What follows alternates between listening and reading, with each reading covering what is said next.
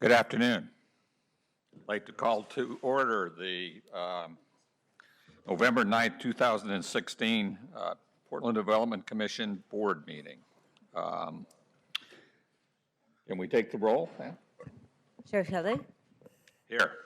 Commissioner Moreland Capulla, Commissioner Meyer, here. Commissioner Edlund, here. Commissioner Cruz. Here. Thank you. Commissioner reports. Why don't, Tavo, you start out and we'll go across this way. Certainly, just a couple of kind of somewhat PDC-related meetings. I had an NWDA board meeting on the 17th, Hispanic Chamber board meeting on the 18th, and then our audit liaison meeting on November 7th. Commissioner Edlund. Had the opportunity to visit at the Cairo School and the old Humboldt School yesterday. Met with North De La Salle. Testified at the Planning and Sustainability Committee around IZ. Had a number of meetings with EcoTrust. Had the opportunity to attend the PSU Simon Benson celebration and the PBA Business Leadership Evening. And last, the Dornbecker Freestyle event. You've been representing us well. Commissioner Moreland. Myers, Commissioner Myers. Yep. Attended the groundbreaking for the field office development over here on Front Street in NATO, or Front Street in 10th, excuse me.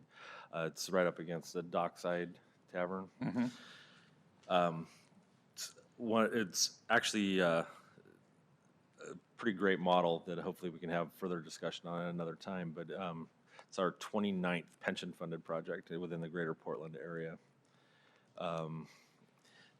Also attended the groundbreaking, I think I've already reported on this, but the groundbreaking for the Multnomah County Courthouse as well. All right, thank you. Was the groundbreaking for 9101 since the last? Yeah, so I attended that, and I attended the Simon Benson dinner and a number of check-ins with the mayor, so that's my story. Executive Director report, Kimberly. Good afternoon, Chair Kelly, Commissioners. So it's been a busy month. I attended a North by Northeast Community Health ribbon cutting event on October 21st. PDC provided about $360,000 in community livability grants to fund this project. It's a community space now in a property that is in longtime community ownership on Northeast 7th in Alberta. Along with Mayor Hales and Chair Kelly, Deputy Director Javier Mena at the Portland Housing Bureau, and about 75 community members, including approximately 40 children under the age of 10. We attended the 9101 project groundbreaking in Lentz. So I'd like to thank Layla Aman and the Lentz team for their work in putting on a great event and on bringing the project in as anticipated. So we are on schedule for that, and I'm excited to note that we actually have a number of other events that will be coming up to mark groundbreakings in Lentz. So more to come on that. I also attended the Fields Office groundbreaking with Commissioner Myers. Pleased to announce, or not announce, but pleased to say that the Oregon Convention Center Hotel headquarters design was approved by Design Commission. So you'll hear more about that project today, at a later commission meeting in December. But I do want to thank the PDC staff members who've helped with this project. So in particular, Eric Jacobson and Irene Bowers, and congratulate them on getting to this place. You know, this is a project that has been a long time coming. I think the convention center urban renewal area has been around for nearly 30 years, and this is the project that really helped, getting the headquarter hotel moving forward was a priority even 30 years ago. So congratulations to that team. I attended the official opening of the food cart pod on the Nelson Plaza in Kenton on November 1st. So there are currently 3 food carts in the pod. And want to recognize Steve Blank, Elise Hendrickson and Sue Lewis for their work. So the great story there is that we took what was a parking lot and made it into a plaza that recognizes the history of the Nelson family and their contributions, and also has a space for community members to gather and to post news. So that's a great temporary use there. Also attended the PBA Leadership Evening, where former PDC Commissioner Charles Wilhoit was recognized and received the William S. Nato Outstanding Service Award, and gave a really rousing speech and some great remarks there. There was a story on PDC's North-Northeast Community Development Initiative that you'll hear about shortly.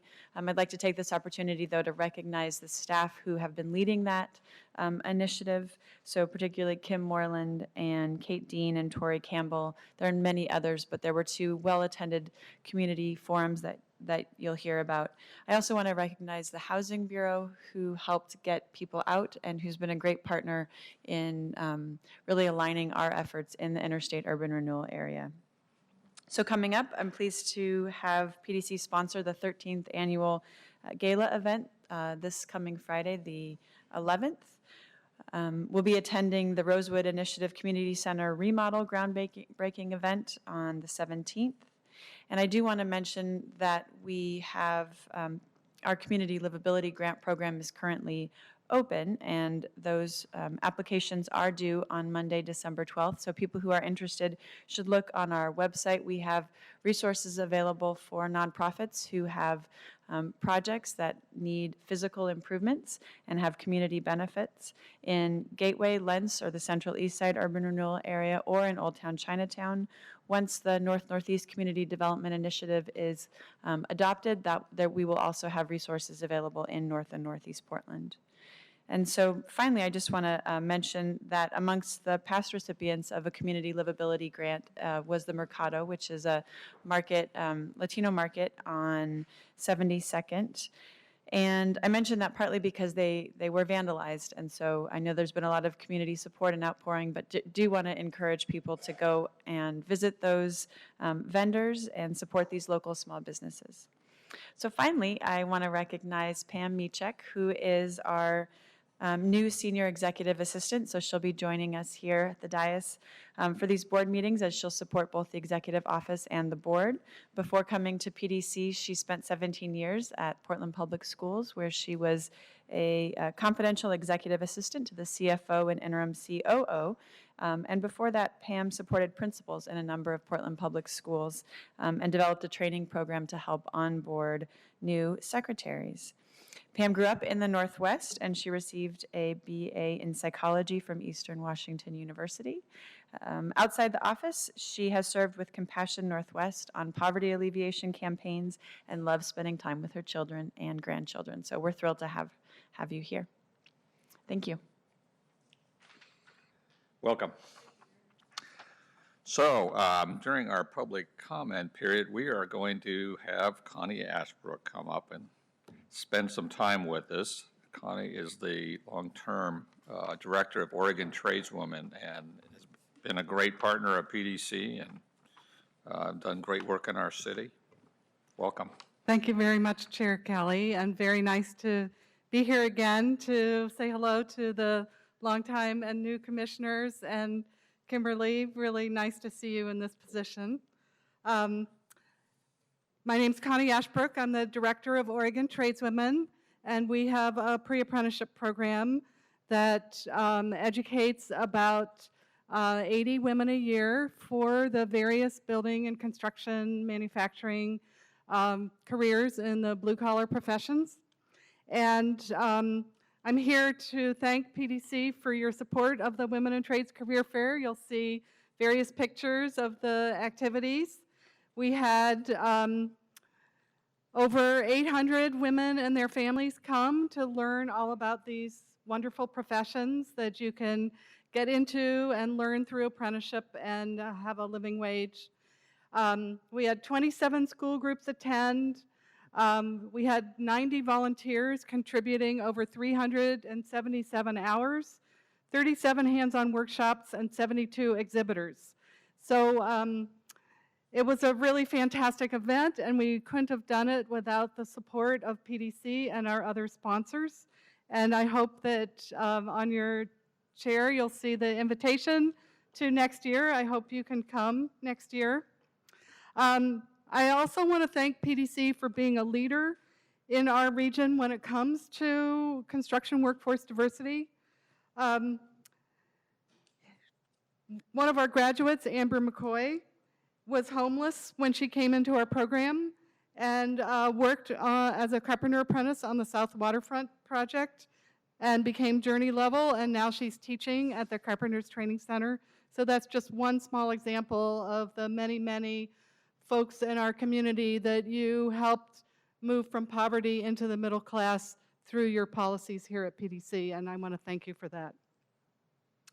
About a third of Oregon's female apprentices are graduates of our pre-apprenticeship program, and the apprenticeship programs that we work most closely with average about 9% female apprentices, which doesn't sound like a lot, but the national average is just under 3%, so we've really made a difference there. You talked about the community livability grants, and PDC is also helping us there. We're expanding our mezzanine and building that out to office space so we can continue to serve even more women with our career counseling services. So thank you very much. You also have a little annual report from us, and I have a plaque that I'd love to present, and I'd also take questions if anybody has any questions. Any questions? Connie, thank you so much for all the hard work you do to help the building trades complement their workforce and diversify their workforce. Nobody does the job that you do. It's much needed and it's greatly appreciated. On Thank you very behalf of all much. the men and women that do work in the construction industry, I want to thank you. Thank you very much, Commissioner. So I don't have a question, but I have a comment that besides the relationship with PDC, Oregon Tradeswomen has been a great asset to my company over the years, and we've hired many, many ladies from your organization and have always had a wonderful experience. So thank you. Thank you. What we would like to do, commissioners, is gather out here in front. Is that the plan? So that we can receive the plaque and have a photo op. So everybody ready to stand up and go forward? Actually, have you guys stand over on this side. I don't think I can get over the table.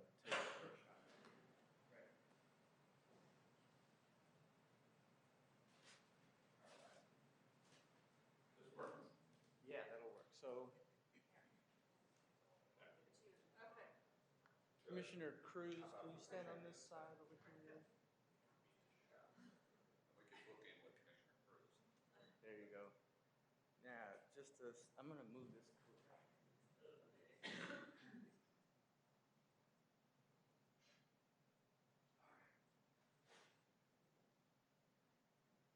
All right, ready?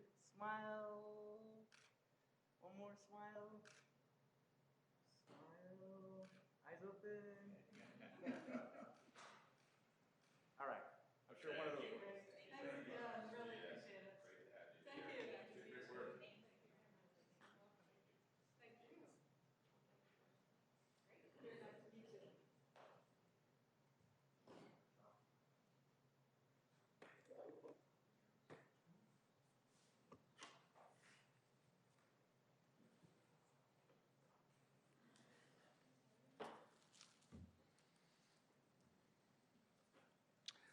So our next item of business is an update from the Portland Housing Bureaus. Do we have Kurt Krieger and Javier here?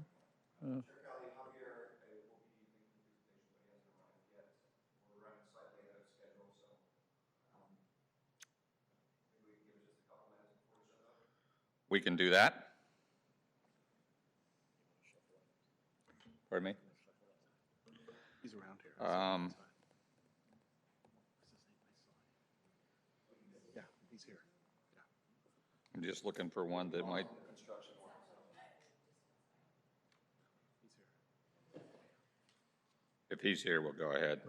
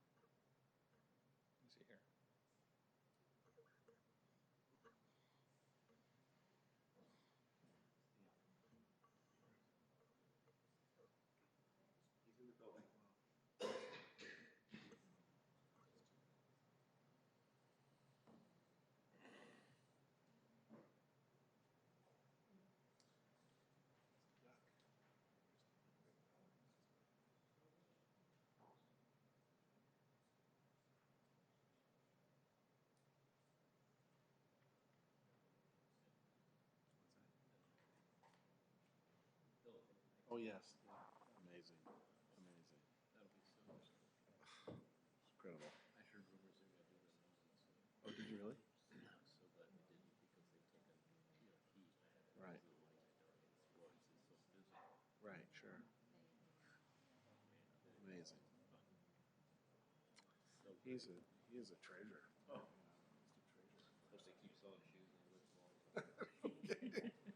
Well, and when he passes away, I guess most of it's going to go to charity too. So, I mean, not that I'm looking forward to that, but I mean, of course, there are decades ahead for our state as a result. It's amazing. Did you read What amazing. No, I haven't. I've got it. Somebody gave it to me, but I haven't had a chance to read it. I've heard it's great. Yeah. It's about a two coast-to-coast trip. right. Shoot, I should have taken it. This was back in Chicago last week. I should have taken it with me. Yeah, it's good. I'm reading this book about Churchill. Oh, yeah. Do you know Candace Millard? She's a historical writer.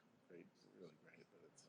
You like historical? I do. Yeah, I do. She's done some really interesting things. She did a great book about Teddy Roosevelt and his really amazing trip through the Amazon.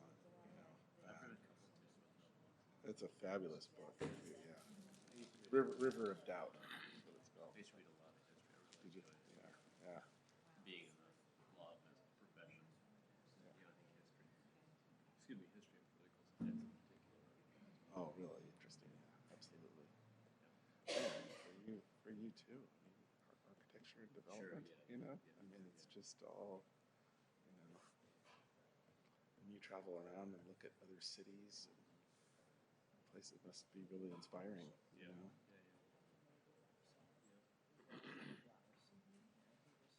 Well, do you remember what the bond measure passed by? What the percentage was? No. Do you remember what the bond measure passed by, for the housing? What the margin was? I don't recall. It was pretty strong. It was strong, but it was, Yeah. yeah. Yeah, Measure, the outdoor school and the Measure 98, those were all like 65, 30. Yeah, I I like think the way that- the measures came down. Yeah, there was, I was against 97, Yeah. but I do hope it raises the discussion down the same. Yeah, it should. We need tax reform. next week, the OBA is voting on merging with the AOI. Oh, yeah, you're not happy about that. We're back to square one.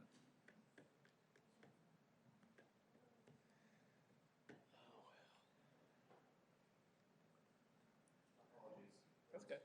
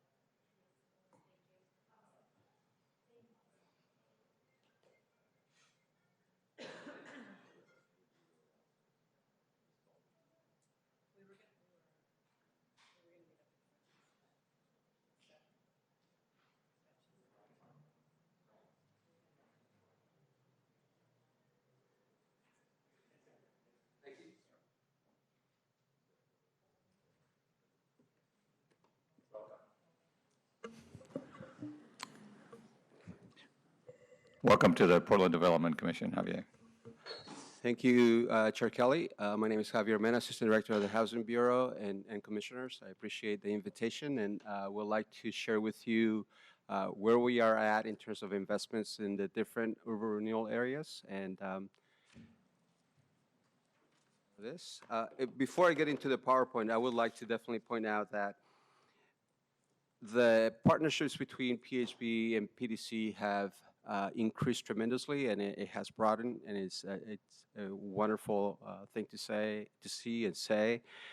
Working with Kimberly and the staff continues to be a joy. So, along with with that statement, we roughly are investing about $127 million of tax increment funding and the different URAs. And that equates to about 1,800 units. Of the 1,800 units, roughly about 1,400 are affordable at least 60% median family income. And we're looking at those units coming online in about 2 years, at the most 3 years. So I will go through the PowerPoint in more detail as to each of the urban renewal areas and what kind of activity we are having. So at any time if you have questions, please let me know. The North Macadam urban renewal area, we are developing, as you're aware, Parcel 3 in partnership with PDC. We are looking roughly about 365 units. It has been a long and laborious process. We're looking to close on this site early next year or the middle of next year, with the lease-up process happening in 2018. We also work with the ZRZ and PHP and PDC to agree on a value acquisition for a parcel at a future date around 2020. We may have further conversations with ZRZ at acquiring the site earlier than 2020. It may not be the same site, but the fact that there will be affordable housing on that development, it will happen. We are also looking at other opportunities. TriMet owns a parcel on this site that we had preliminary conversations, and we are looking at private ownership and having just engaged the owners in that area as well, just to look at different opportunities.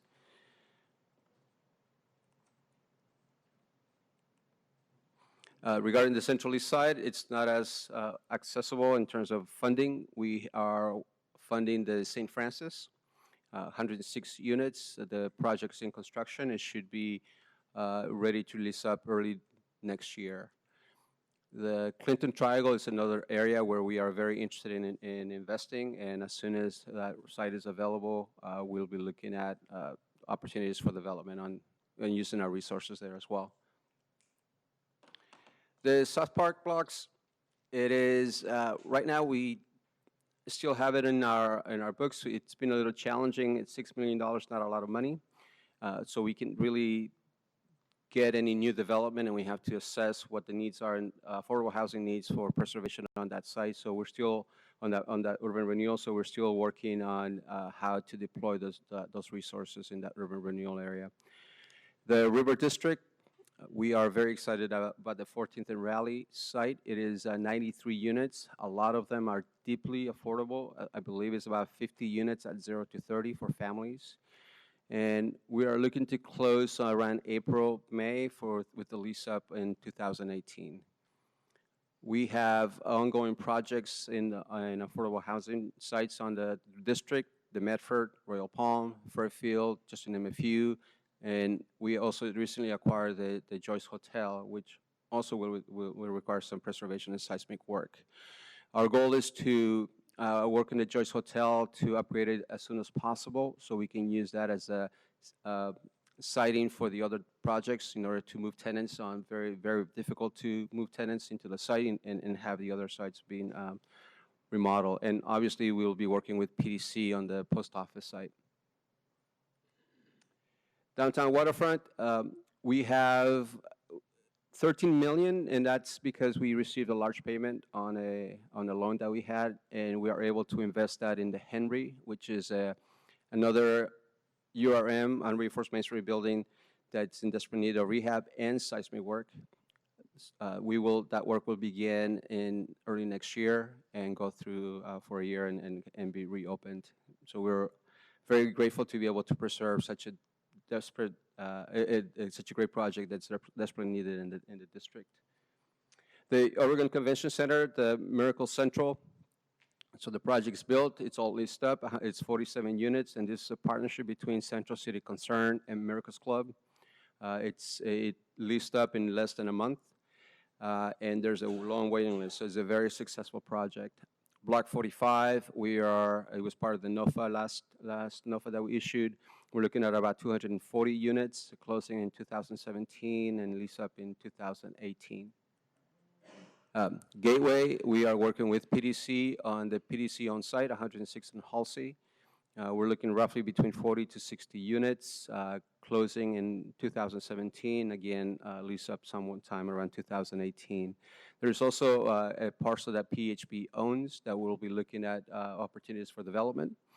And we invested, this is a neighborhood urban renewal area, so we also very limited, not a lot, of home ownership, home repair activities on this URA. The interstate, this is, as you can see, there's a lot of activity going on in the interstate urban renewal area. There was, through the $20 million allocation a couple years ago from the mayor, we set aside $3 million for land banking. With those resources, we acquired a property at 5020 North Interstate, and that will be hopefully putting up for development next year. We are also looking at other properties. We have 2 that are kind of in contract or potential to be under contract for acquisition, so we're still working on those resources. The Grant Warehouse, which is a PHB-owned property, we're estimating about 80 units. Hopefully, we'll close sometime in February for a lease up around 2018. King Parks, once again, this is also a PHB-owned property, and we're looking at roughly 70 units. Sometime 2017 with lease up in 2018. The Argyle site that TriMet owns, they put that property out for development. We committed $10 million to that site and expect it to close sometime in 2017 with lease up in 2018 or 19, depending as to how close in the year we close on the loan and begin construction. The North Williams property, which is a Multnomah County property, we are looking to invest there 61 units, once again closing in 2017 with the lease up of 18-19. New Meadows, it is a transitional housing for kids that had been in a foster care system. And this is a great partnership that hopefully will get off the ground early next year with 15 units geared for that purpose. And obviously, there's a lot of home ownership and home repair activities that we have in the district as well. That was quick, kind of rushed through there. Any questions? You got some questions, Commissioner? On the ZRZ property, how many units do you think you'll be able to get on that? We have committed with council to have at least 200 affordable units. And 60% MFI? It will be 60%, and definitely there will be a great number at 0 to 30%. One of the things I was wondering about on the ground floor spaces, I know in some of these buildings you see they struggle to lease the ground floor, and one of the things I was wondering about where we might be able to partner is where there might be other uses that may or may not be complementary to the affordable housing. And an example that came up just the other day that I encountered was a Kairos school out at the old Humboldt School. And they're going to be looking for space at some point in time, and they serve a population that is a great population to serve. And just wonder sometimes if we couldn't do some things with PDC and funding some of that, helping to fund some of that and get creative around new market tax credits and all the things you guys are really good at, and accomplish kind of 2 objectives that are complementary sometimes. That's a good point, and I just realized that it was a Lent CRA is where I missed. And the palindrome is kind of what you're getting at, where there's this partnership with PDC and the community to talk about the commercial side is huge, and it's key, and it's successful, I think, thus far. So continuing to do that type of activities is You're already great. doing it, but to the extent you see projects come down the pipe that you think they're at a spot where the retail may be challenged and looking to do something activated on the ground floor, boy, it'd be great to partner on that kind of stuff, I think. Yes, and I will tell you regarding the ZRZ site, we would definitely be looking at replicating whatever happens on Parcel 3. And we will definitely have a commercial component on that site.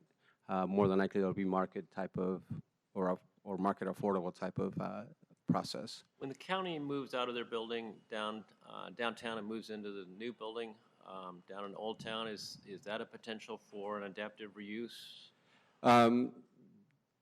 It's a county-owned property, and it is, and it would be interesting to have that conversation. And then last, years ago, we built the Oregon Clinic out there in Gateway, and there's FAR sitting on top of that with free footings and foundations and lobby already there. Just need somebody to go build some housing on top of it.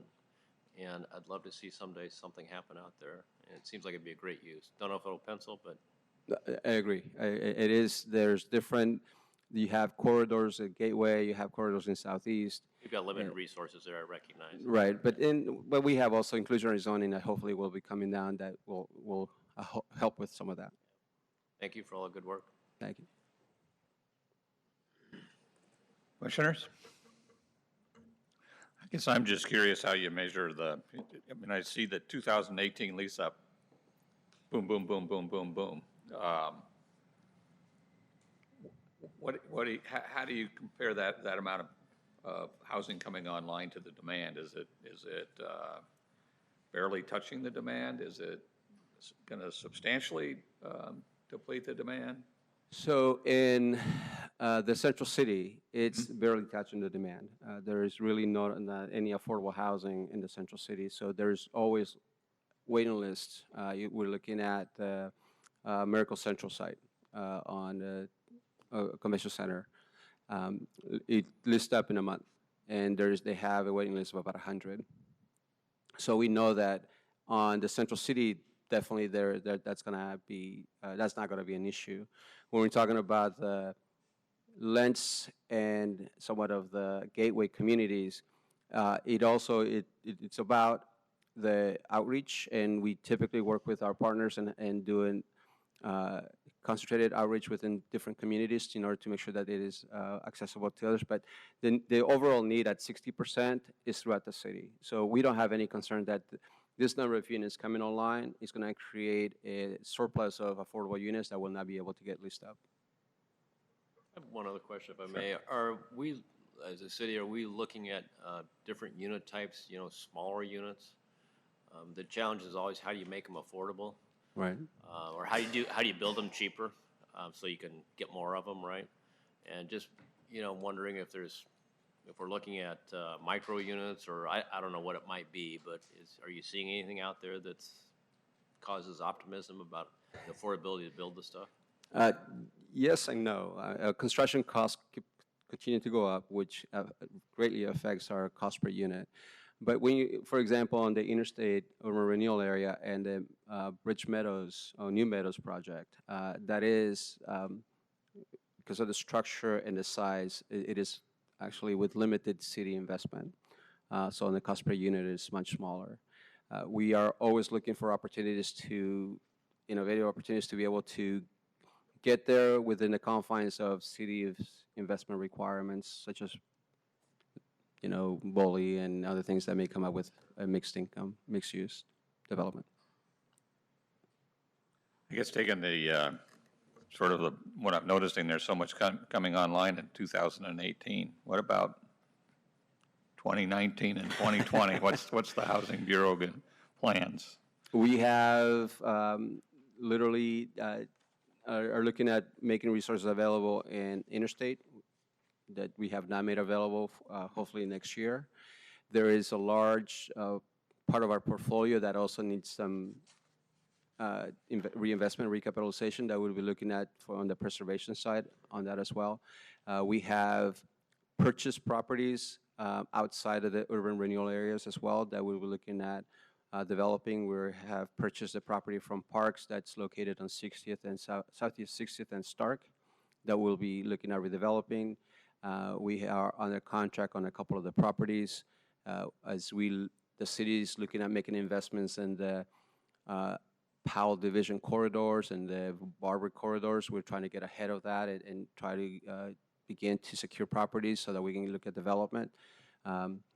Thanks to the voters in Portland, the housing bond was approved yesterday, so we will have those resources that the city will be able to continue to secure affordable housing. So there's a lot of work and hopefully a lot of more affordable housing units that will be coming online post 2018. Are there plans for future bond measures for housing? We have to deal with what we have right now, so I couldn't. Okay. How long will it take you to deploy that, do you think? We set it aside for 5 years, so we're looking at a 5-year deployment. Any other questions? Thank you. Thank you very much. Sure. Thank you. Great partnership. So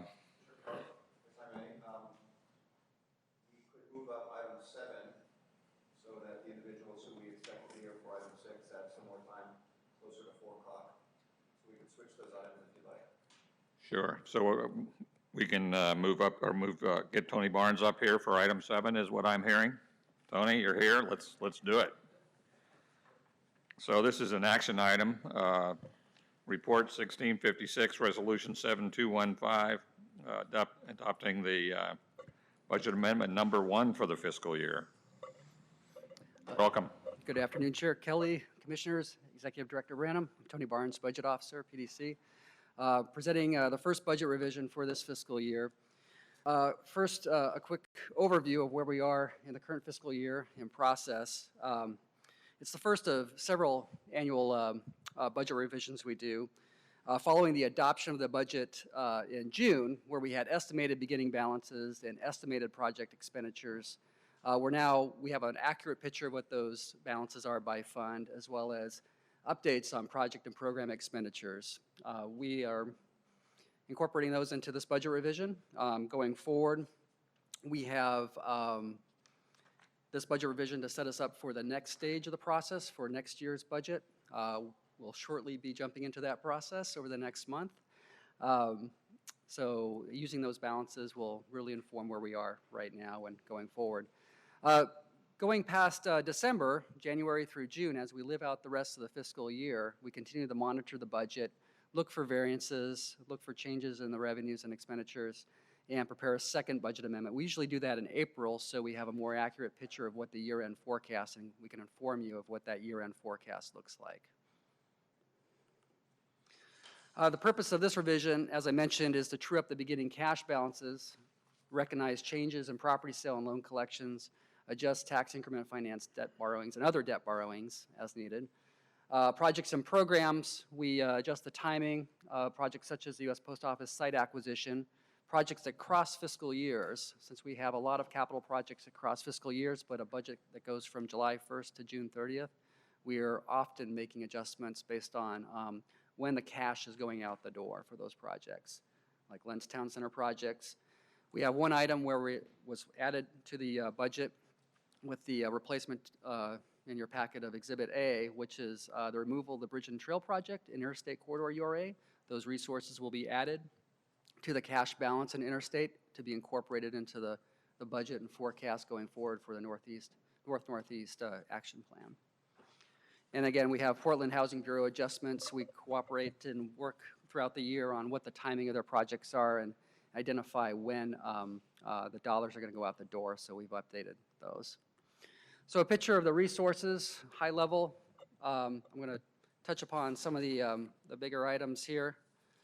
The beginning of fund balance of increase of $31 million. That's primarily related to cash that's committed to specific projects that I'll speak about in just a second, mainly in River District and in Lentz. Fees and charges going up $14.6 million. This is mainly an accounting adjustment so that we fully recognize the dollars and the fee participation for the Portland Housing Bureau on the USPS site. We had a net transaction in the adopted budget. We're, in effect, truing up the transaction so it flows through both PHB's books and PDC's books for their contribution to the acquisition. Loan collections are increasing about $6 million. Part of this is related to the payoff of the Assurity Northwest loan out in Lentz, as well as anticipated payoffs of pre-development loans for the projects in Lentz moving forward. Other debt proceeds relates to our general fund line of credit in River District supporting a number of public infrastructure projects. This is really paired with the Multnomah County Health Department building. We're using this resource to fund that project. And then I'll touch upon property income. We have an updated picture of what property sales are happening this fiscal year. For example, just this week we received the sale proceeds for Station Place Lot 5, about $7.5 million. So that's included in this true up of property income that was previously in last year's budget. Changes to requirements. Again, this is a roll-up of all of the expenditures across all the different funding sources that are detailed in Exhibit A of your packet.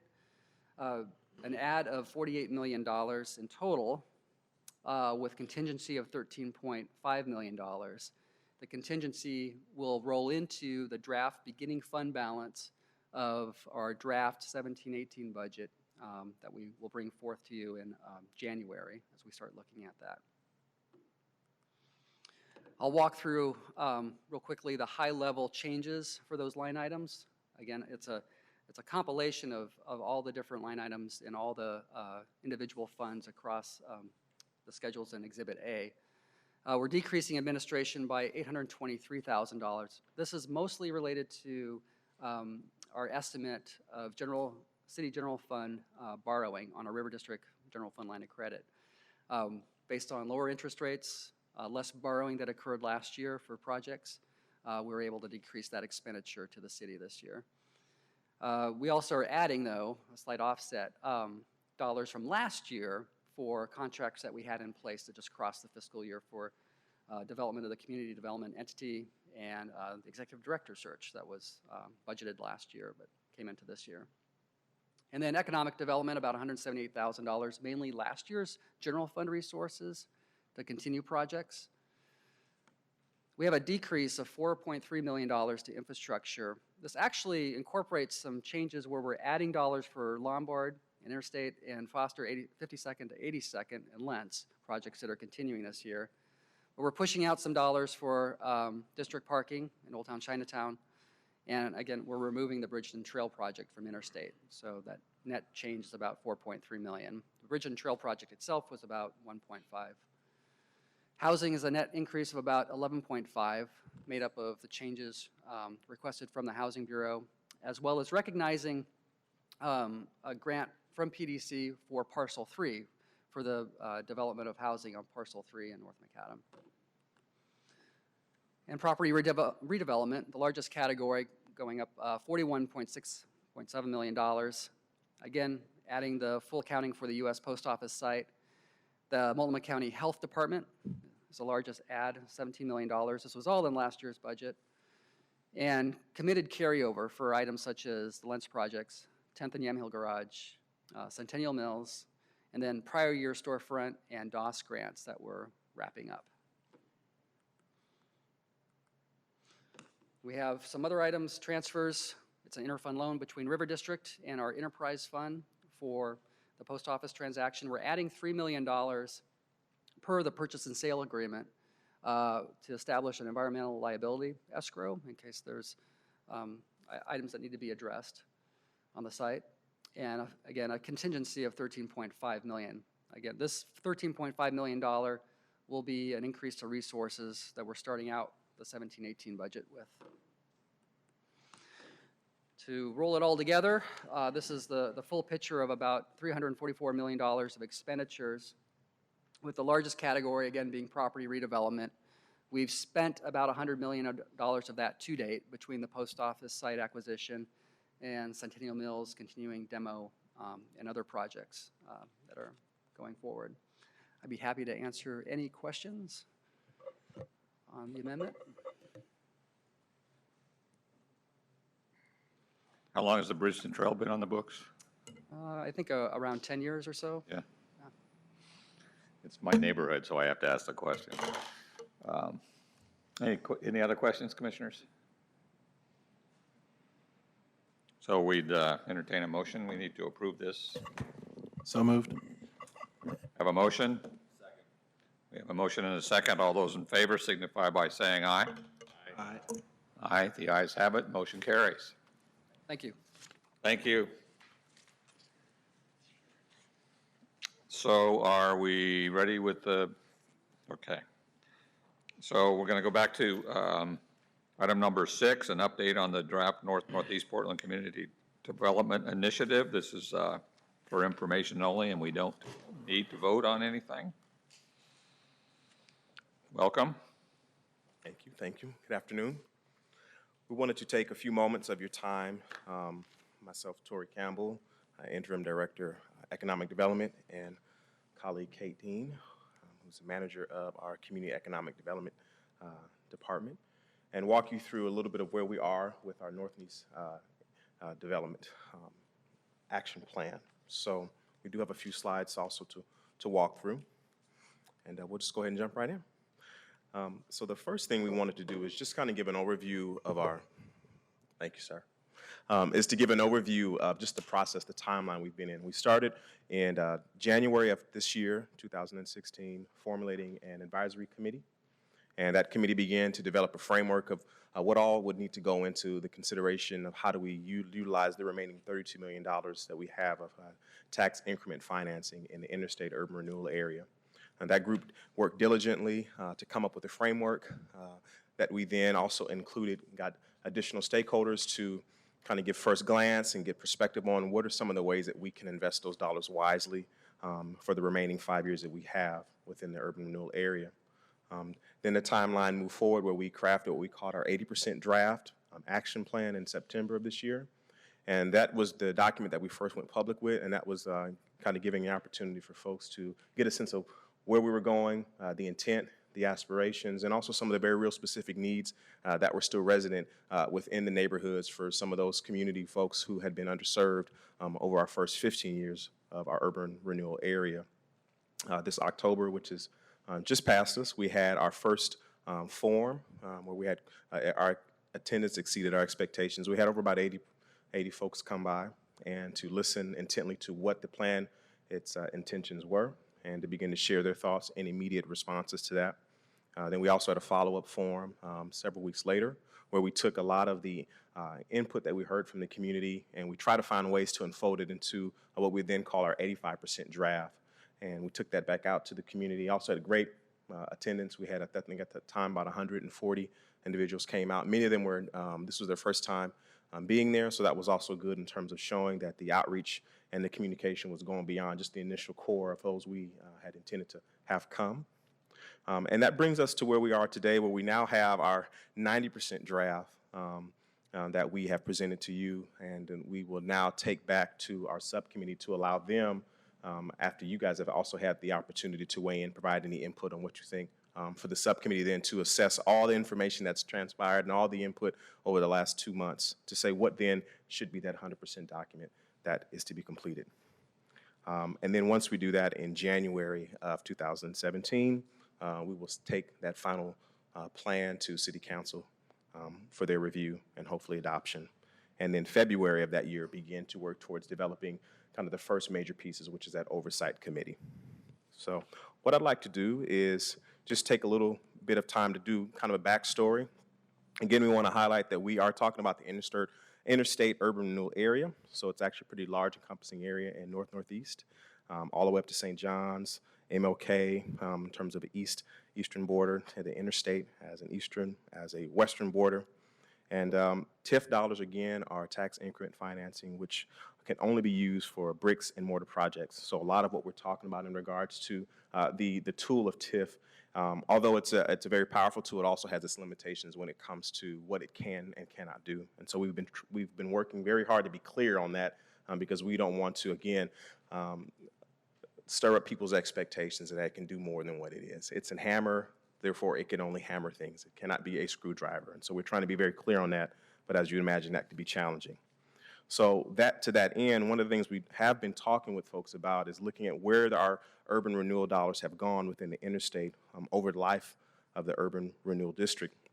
So doing a backwards look over the last 15 years, so far a little over 150 million has been utilized for affordable housing, infrastructure, property redevelopment, and also business development. As we look forward, what we find is that over the next 5 years, which is the remaining life of it, with the remaining 146 that's still in the urban renewal area, we would like to see 73% of that already being allocated towards housing, and 27% of that will be going towards what we as a Portland Development Commission can utilize, which is what we're calling that is our 32 million, and we're thinking of strategically how do we want to utilize those dollars.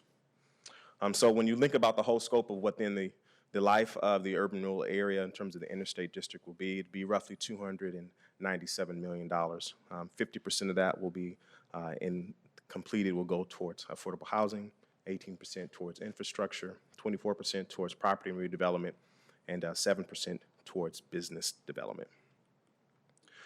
Some of the things that I think are important to understand when we are wrestling through we target or make in terms of a priority when we think about the urban renewal area as a whole and its history and the demographics is there's been a radical shift that's taken place since the beginnings of the urban renewal district and the interstate corridor in 2000.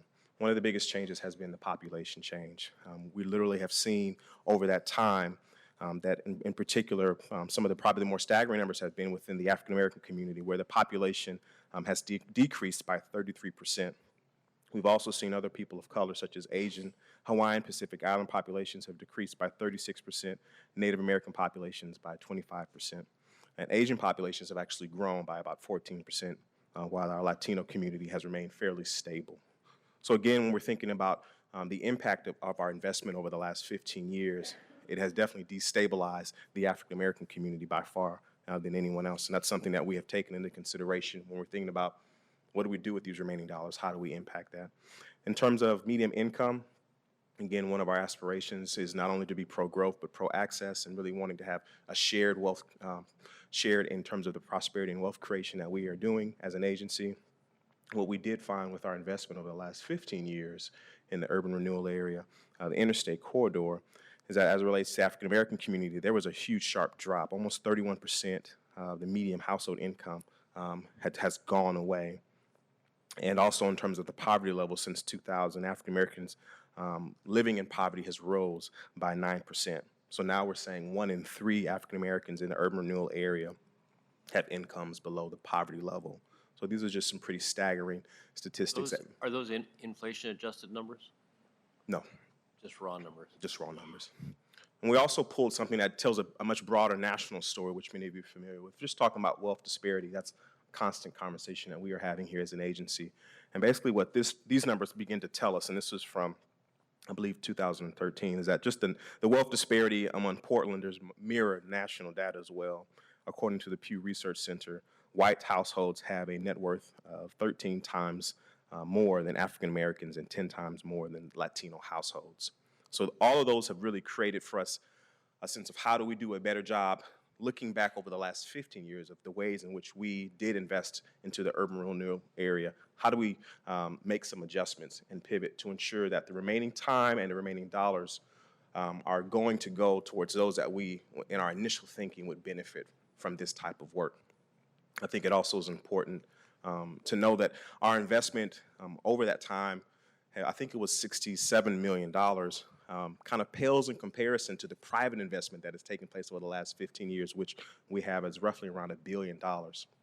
And so in some ways, you can see that the market forces in and of themselves far outweigh our investment. But I think it's less about the dollars, but it's more about our role and our leadership and what PDCs moving into a neighborhood signifies for investors that we have to also take into consideration. And so we're now thinking with the remaining 5 years, how do we do that work differently to produce different outcomes, really outcomes that we had intended to have from the get-go, but have not yet achieved. So some of our lessons learned when we look back, and we don't say these flippantly, there's a deep, I think, pain and recognition of that has been caused, but we realized we overpromised, and we underdelivered. We also underestimated market forces, without question, and also there was not sufficient intentionality around who benefits.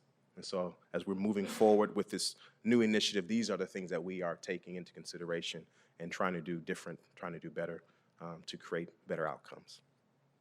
At this time, I'm going to have Kate share a little bit about what we've learned from the forums, the input that we've gleaned, and how that's impacting how we are developing our draft action plan. Great. Thank you, Tori. I'm Kate Dean, the Manager of Community Economic Development. And so just to put a fine point on it, the action plan, the 90% action plan that you see today, the overall goal of that action plan is to use our tax increment finance dollars to promote wealth creation among African Americans and people of color. And so this was the proposition that we went out to the community with. When we first went out to the community in October, our 80% plan had 6 main buckets of investments. So we got input about prioritization and support among those 6 areas. And what we found in both our October 6th and our October 20th forums was that by far the strongest support among the 200-plus attendees was for investments in individual property owners and individual businesses. The second level of support was really around middle-income home ownership programs and community livability grants to nonprofits. I want to take a minute to just understand, to help frame up the investments around home ownership.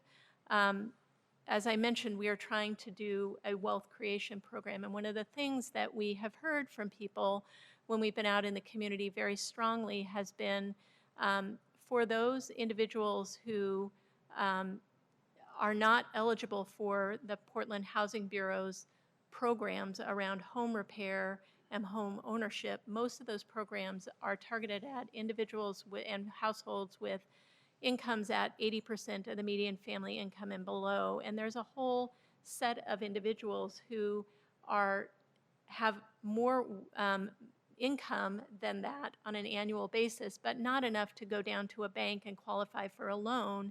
So their homes, their assets are falling into disrepair because of a lack of access to capital. And so we have put several items in the plan that do address home ownership, both from a home repair perspective and from a home ownership perspective for those in the incomes of 80 to 120% median family income. And I just wanted to contextualize that because I think from an economic development standpoint, we have already invested a lot in housing, but we need to understand that that is specifically for affordable housing for people with 80% median family income and below.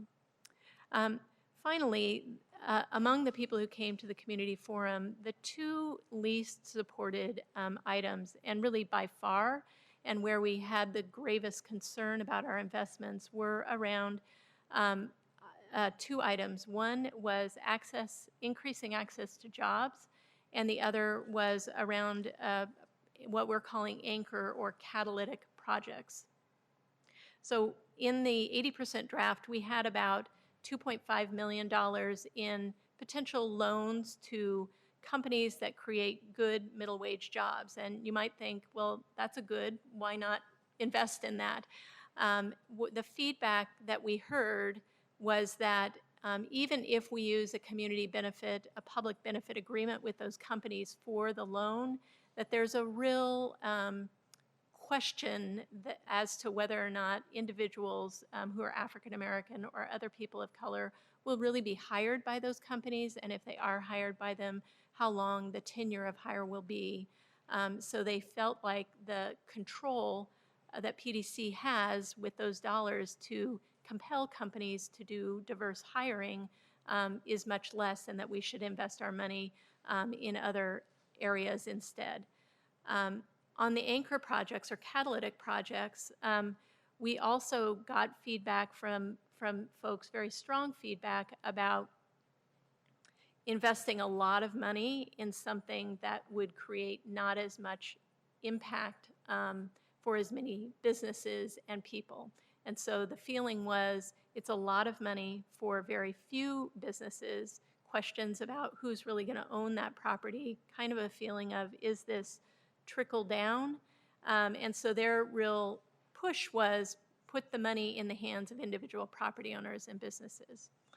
So with that feedback, a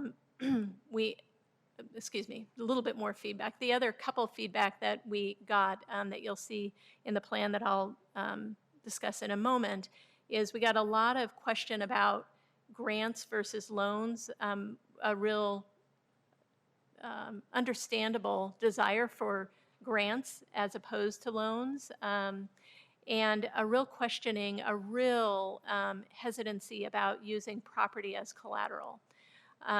The first one we have tried to respond to. The second one is a longer-term kind of conversation about how we do our loans and what our terms are, and if we're not going to use property as collateral, how do we really balance that risk? We also heard some other things that people felt were really critical to the overall success of small businesses and property owners in the area.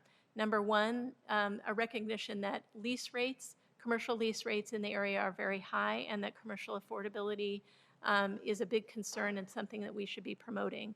Second, that there continues to be bias in lending. We had many, many examples throughout our nearly 9-month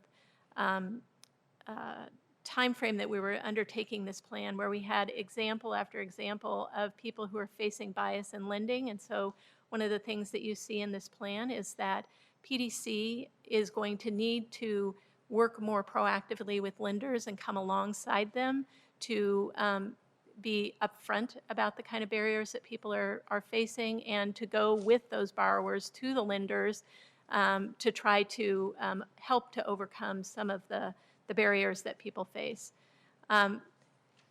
Next, financial education. There is a real recognition that there is a need for more financial education broadly in the community. This isn't something that TIF can be spent on for just overall financial education, but it's really critical for the success of the community to build their wealth, to understand more about what wealth building is. And then finally, a concern or a recognition that a lot of individuals that we would be targeting for assistance with this plan may not know about the existence of these tools, and that the kinds of ways we have tried in the past to get to get people aware of the funding and the programs that we have available to assist property and business owners will need to really change. And so we got lots of great ideas about how to market our products through different channels, but that is going to be an essential component to success in this area. So taking all of that feedback, we then now have a 90% plan that allocates the $32 million broadly for multi-generational wealth creation, with $14 million going to property and business redevelopment, almost $10 million going to, business development and growth, about $5 million going to new and existing homeowners, and about $2.5 million going to community livability projects. We did respond to the community feedback about their hesitancy, their concerns about anchor projects, and their concerns about investing in traded sector companies for job growth with hiring commitments, by eliminating those two items and reallocating the funds primarily to the property ownership and redevelopment and the business ownership and growth categories. As an example, the largest categories where we took that about $10.5 million and reinvested it in the plan, about $2.5 million went to increase the level of grant making that we could do within the plan. So we increased our property and business improvement grants up to the maximum of $75,000 with a 25% match. We put a new line item in around property acquisition. We increased by $2.5 million the amount of property development loans that we could do, which increases the number of property owners we can serve. And then we increased commercial affordability investment by $2.4 million. So we tried to take, where we eliminated those two items, we tried to then listen to that community feedback and tweak the plan to put the money where people said they felt it was more appropriate.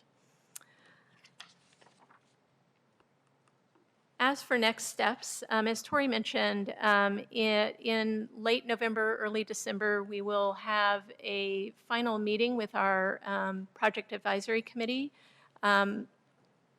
that will help to take your input, the input of the community forums, and produce a final plan for consideration by City Council in January. By February, we will have established an oversight committee that will really work with PDC on an ongoing basis to look at the plan, the investments that we are making, to hold us accountable for the commitments that we're making here, and to evaluate how things are going. We're putting together a plan here. There are probably some things that are going to work and some things that might not work as well. And so we should all view this, this plan as a roadmap but understand that it's a living document and that it will need to be tweaked as we find out what works and what doesn't work. And we will begin to implement the robust and effective outreach strategy that we need to have for this plan. I want to close by just saying, giving a thank you to the project manager for this project. Kim Moreland has been the project manager, and she's done a great job of working with community members, really getting the word out about our community forums, and organizing so many things and helping to get the plan to this point. I also want to acknowledge the committee members, the advisory committee members, some of which you're about ready to hear from. They have given many, many hours of thoughtful consideration to where the money should go, who should benefit, and how we should frame this plan up. And we really appreciate all of their input, in addition to the people who came to the forum. So with that, perhaps we can hear from the people who are here. I think to what we'll do testify. first is take some testimony, and then we'll have these two back up to ask any final questions. So we have actually three different groups. We're going to start out with what I'm going to call Group A. Group A is Karis Stoudemire Phillips from Moda Health, Sheila Holden from Pacific Core, who I see just walked in. Come on up, Sheila. You know, I'm always responsive to your needs. And Stephen Green. Thank you, Chair. So, Stephen, Karis, and Sheila. You go ahead and go first, since I just got in. Go ahead.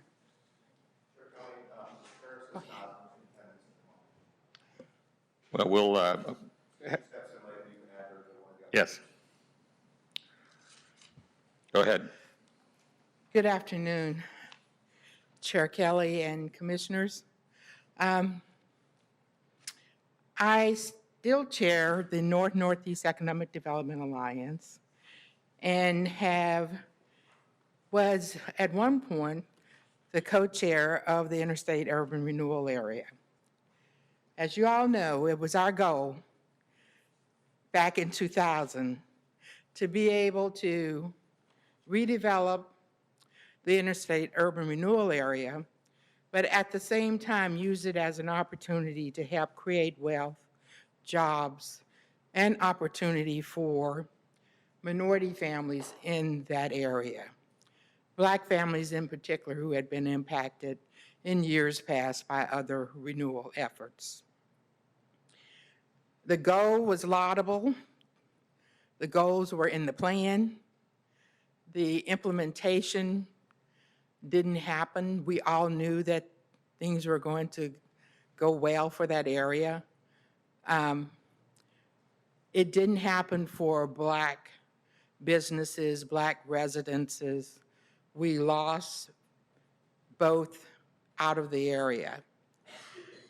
I'm really pleased that we had this opportunity this year to look at how we could, at least to some extent, leverage the last of the dollars that are available through the ICRAC for those community groups, businesses and residents, both those that are there now and those who had been forced out of the area. I want to first commend the staff and leadership on their openness, their straightforwardness, and their willingness to hear what the community is saying and put in place things that the community truly wants, that are driven by the community and that are for the community. We're 90% there. We're not all the way there yet. The last two outreach meetings that were held, I thought, provided good opportunity for the community-based businesses and nonprofit organizations that are advocates for the residents and the businesses in that area to make a difference. And so I'm hoping that you guys will take it in consideration, what you see in the plan. We've tried to be as specific as we could, considering we are not, no one wants us to pre-commit to anything, but leave opportunities that we know are going to be workable, doable, and effective in creating some wealth opportunities for people who still live in the district. So I think the thing that I would like to emphasize is we need to make sure that we have ways we leverage other departments. Zoning is going to be an issue in that area. And equity zoning is a term that I've become familiar with in the last few weeks. And I would hope that we would figure out a way that we can ensure those Black property owners who still own their property have a clear path to be able to develop it in a way that's going to be successful for them.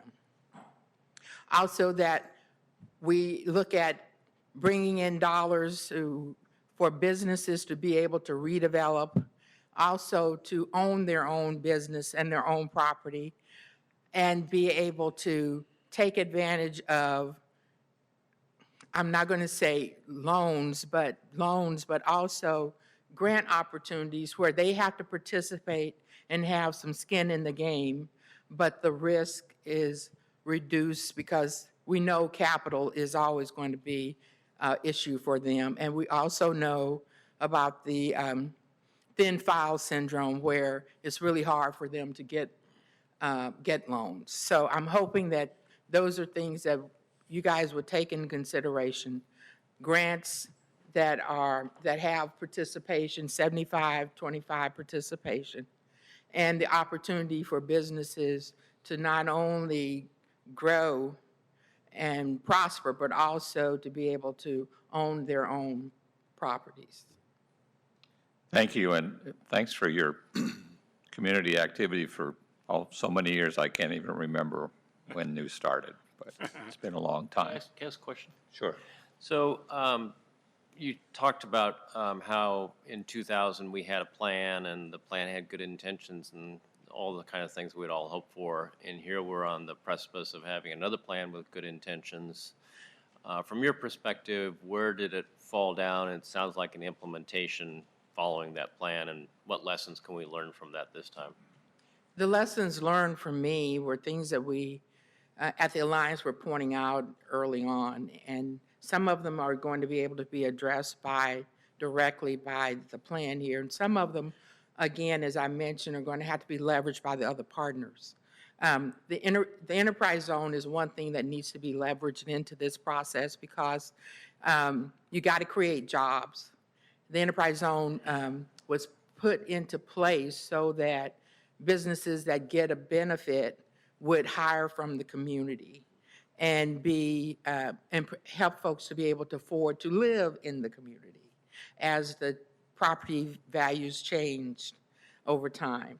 So that's a piece that PDC has some control over that I think still needs to be tooled a bit better so that it responds better to that community. When you were talking about zoning, I assume you were talking about, for example, in planning and Zoning, sustainability. Yeah, zoning. As opposed to, go ahead. Zoning was another issue. There's been a lot of rezoning in the area since what we originally put in place was a lot of E-zone that gave us opportunities to go with the way the market might develop. Well, we see where the market has developed. And so we need to make sure that we have opportunity for business in that area to be able to develop along with the housing. So that's a key piece. So zoning is a big one. The other one is how we do the loans and the mindset that's held by the folks who are providing loans in the community. There have been organizations that have been really successful with providing loans like MISO, AOC, and they've made loans in that community, and their loss has been very small. And so I think it's all about how you make the loans and how you work with the loan recipients that will make a difference. And we have mechanisms out there now that have success behind them that we should use so that we don't create more stress on a person who's coming through the door who gets the loan, and the things that we put to make sure the money's safe actually interferes with them being able to grow their business and do business. Thank you. Thank you. Stephen? Commissioners, Executive Director, Stephen Green. I'm a recovering banker. I spent 7 years working here with the economic development team and a longtime property owner in Northeast Portland and also a business owner. It's been great to be part of the committee thus far. I think we've got a group of people that's really, really engaged and brings a depth of experience and perspective to the situation.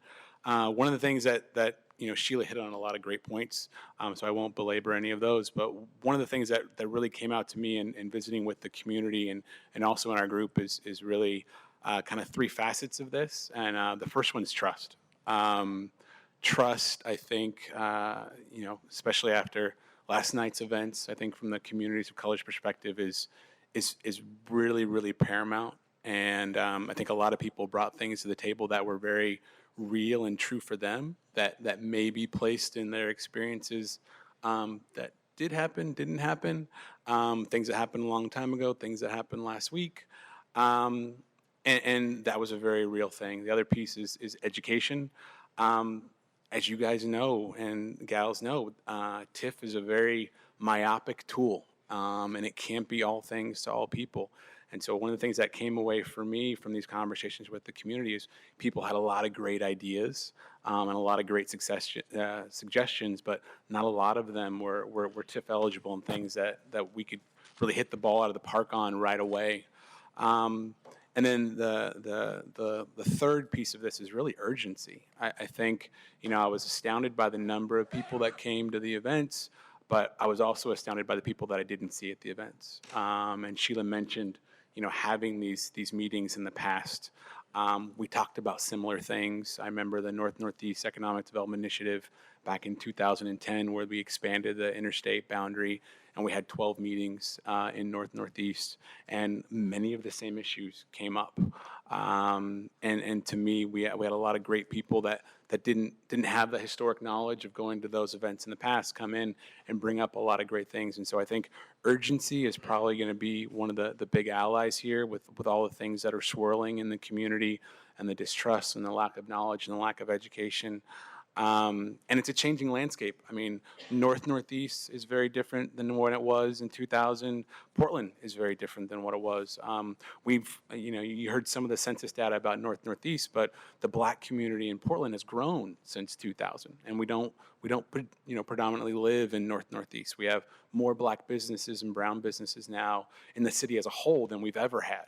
And these folks are more disconnected than ever, I think, to the great work that PDC's done and could be doing going forward. And so I think trust, education, and urgency are really going to be paramount to this work going forward. And so I know for the folks on the committee, we've been really, really committed, and we're going to remain committed going forward. And we're going to be holding you accountable, because I think one of the things that came out of this was we're putting our name on this. And so this is not a, give PDC and the city a list of things to do and then step away and watch it happen. We've all talked about, if our names are on this, if the organizations that we're part of are on this, then we're going to have to be involved. And I think that goes for the commissioners as well. We're going to need your help in this stuff, because this is very difficult, very, very important work. And I don't think it's more important than really what it is right now. And as someone who's spent the last 15 years in access to capital in Northeast Portland, I really see all the granularity of what's going on. But I also see a lot of the opportunity. I see the opportunity to talk about, a lot of the things that are working, and there's a lot of great things that are working. And we should be talking about those things in Northeast, but also right where we're sitting. You have some of the largest Black-owned businesses with employees in the city of Portland, literally blocks from where we're sitting right now. So I love that we have this focus in Northeast, but from an economic development perspective, we need to also have that urgency in other parts of the city as well. And so I'm looking forward to having more of those conversations. So if you guys have any questions. Thank you, Stephen. Karis? Karis Stoudemire Phillips, and I also serve on the subcommittee. And I'm sure that Sheila and Stephen, I trust, have given great testimony so far. I just want to add to that and really stress the need for urgency, trust, and, as Stephen said, accountability. in those public meetings, and then also in some of our subcommittee meetings where we did invite the public just to be a part of the conversation, those smaller groups, I feel like we really got a chance to really hear from people. There were people that came to those meetings were key stakeholders, and they really took the time out of their day. This was during the day that they actually came out away from their businesses and shared information with us. And we were able to really engage with them personally during the meeting, before the meeting, and after the meeting. We were all staying extra time to talk to them. And I have to say that I feel, as a member of the subcommittee, I feel an enormous pressure. I feel an enormous state of accountability, and that, as Stephen said, this is historical. This is whatever is decided is going to be historical, and it's going to be something that our children are going to benefit from. And it's very important. And as I was listening to people that were a part of this when the first $100 million was given, and people that are still feeling angry, feeling that they weren't heard the first time, and they're coming to meetings over and over, it just, some of those people were people that I remember when I was a child going to meetings with my mother, hearing some of those same people from the community say these same things. And now those things are in my lap. And I feel a great sense of responsibility. And as Stephen said, we're going to be here from now to the very end, talking to you about this, sharing the perspectives that we're receiving, and really I feel that we're advocates right now. We are the voice of the community. So thanks for having those community forums. I know the second one was even more people, because once the word spreads, it's like, oh my gosh, they're listening. We have to go talk. And to do those, it's very important. But for us as a part of the committee, it's very important for us to actually put what everyone is saying into this plan. And for people to feel that they are being heard, because for a lot of people, they're older, they're aging, they were there before, they're still there. This is their last opportunity. And we take that very seriously, that we've been given the opportunity to be that voice. Thank you.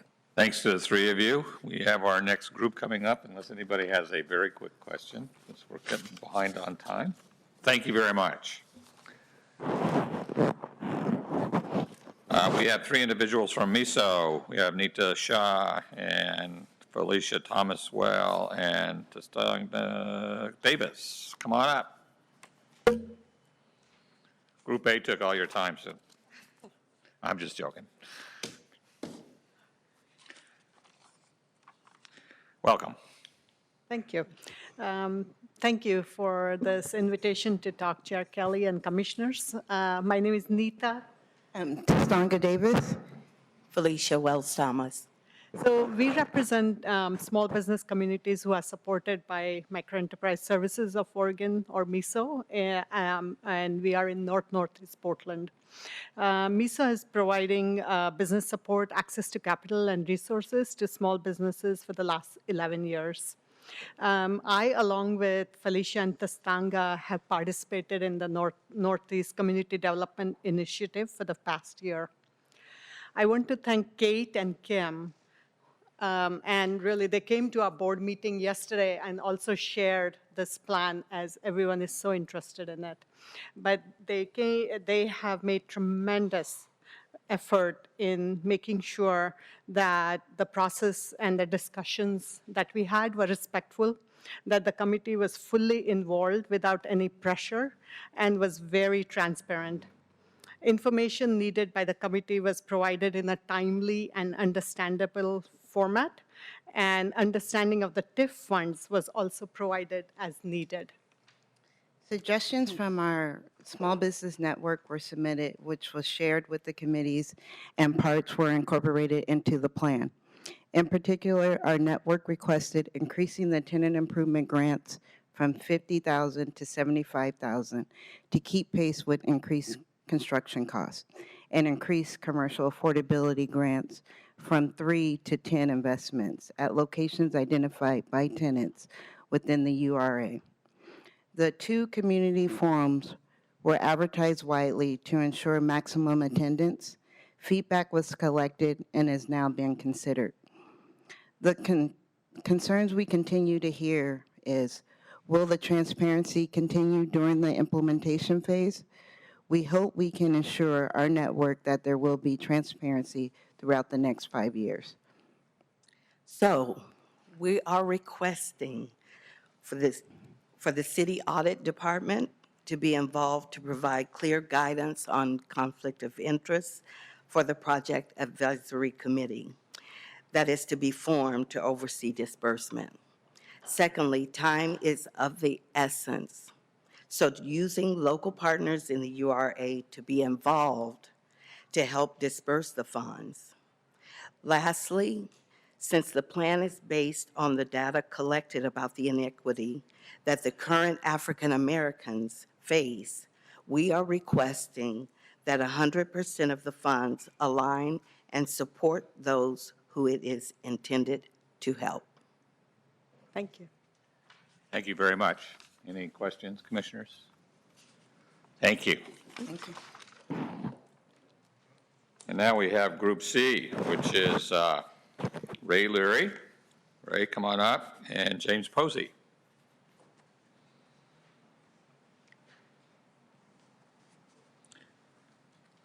Gentlemen, welcome. Thank you, sir.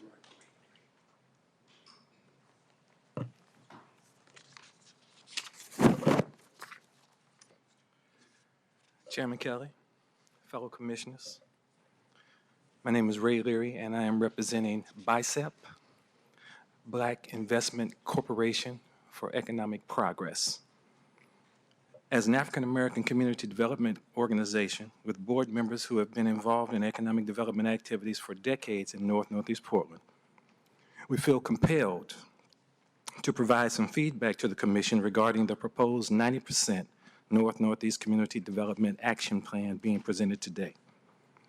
Our assessment is that if this plan is adopted without changes, the Commission, PDC, and the city will once again repeat the failures of the past by overpromising benefits and delivering tangible economic results for the Northeast Black community, despite PDC's recent public statements about its good intentions.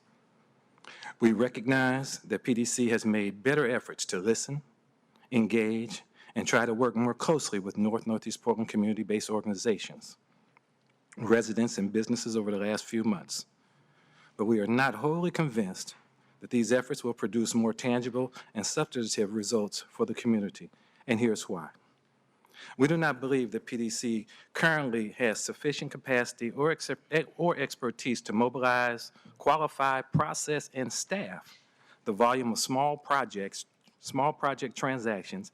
I understand it's about 120 now, if I'm correct, at an average project cost of $150,000 to $300,000, necessary to expend the entire $32 million within the next 4 years based on the expense categories proposed in this 90% plan.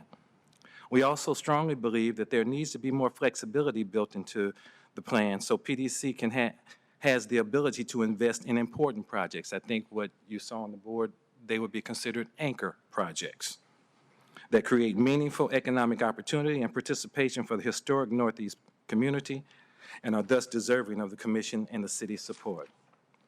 As some of you may know, the Black Investment Corporation for Economic Progress is involved in the early planning stages to create the Soul District that includes the development of a few such projects in Northeast Portland.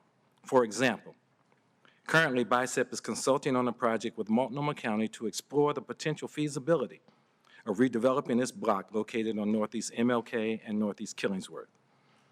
A major redevelopment project at this location will not be able to be built in the current market to deliver the type of proposed or desired community benefits used that are currently being discussed with a wide array of community partners without substantial additional subsidized resources like new market tax credits or TIF.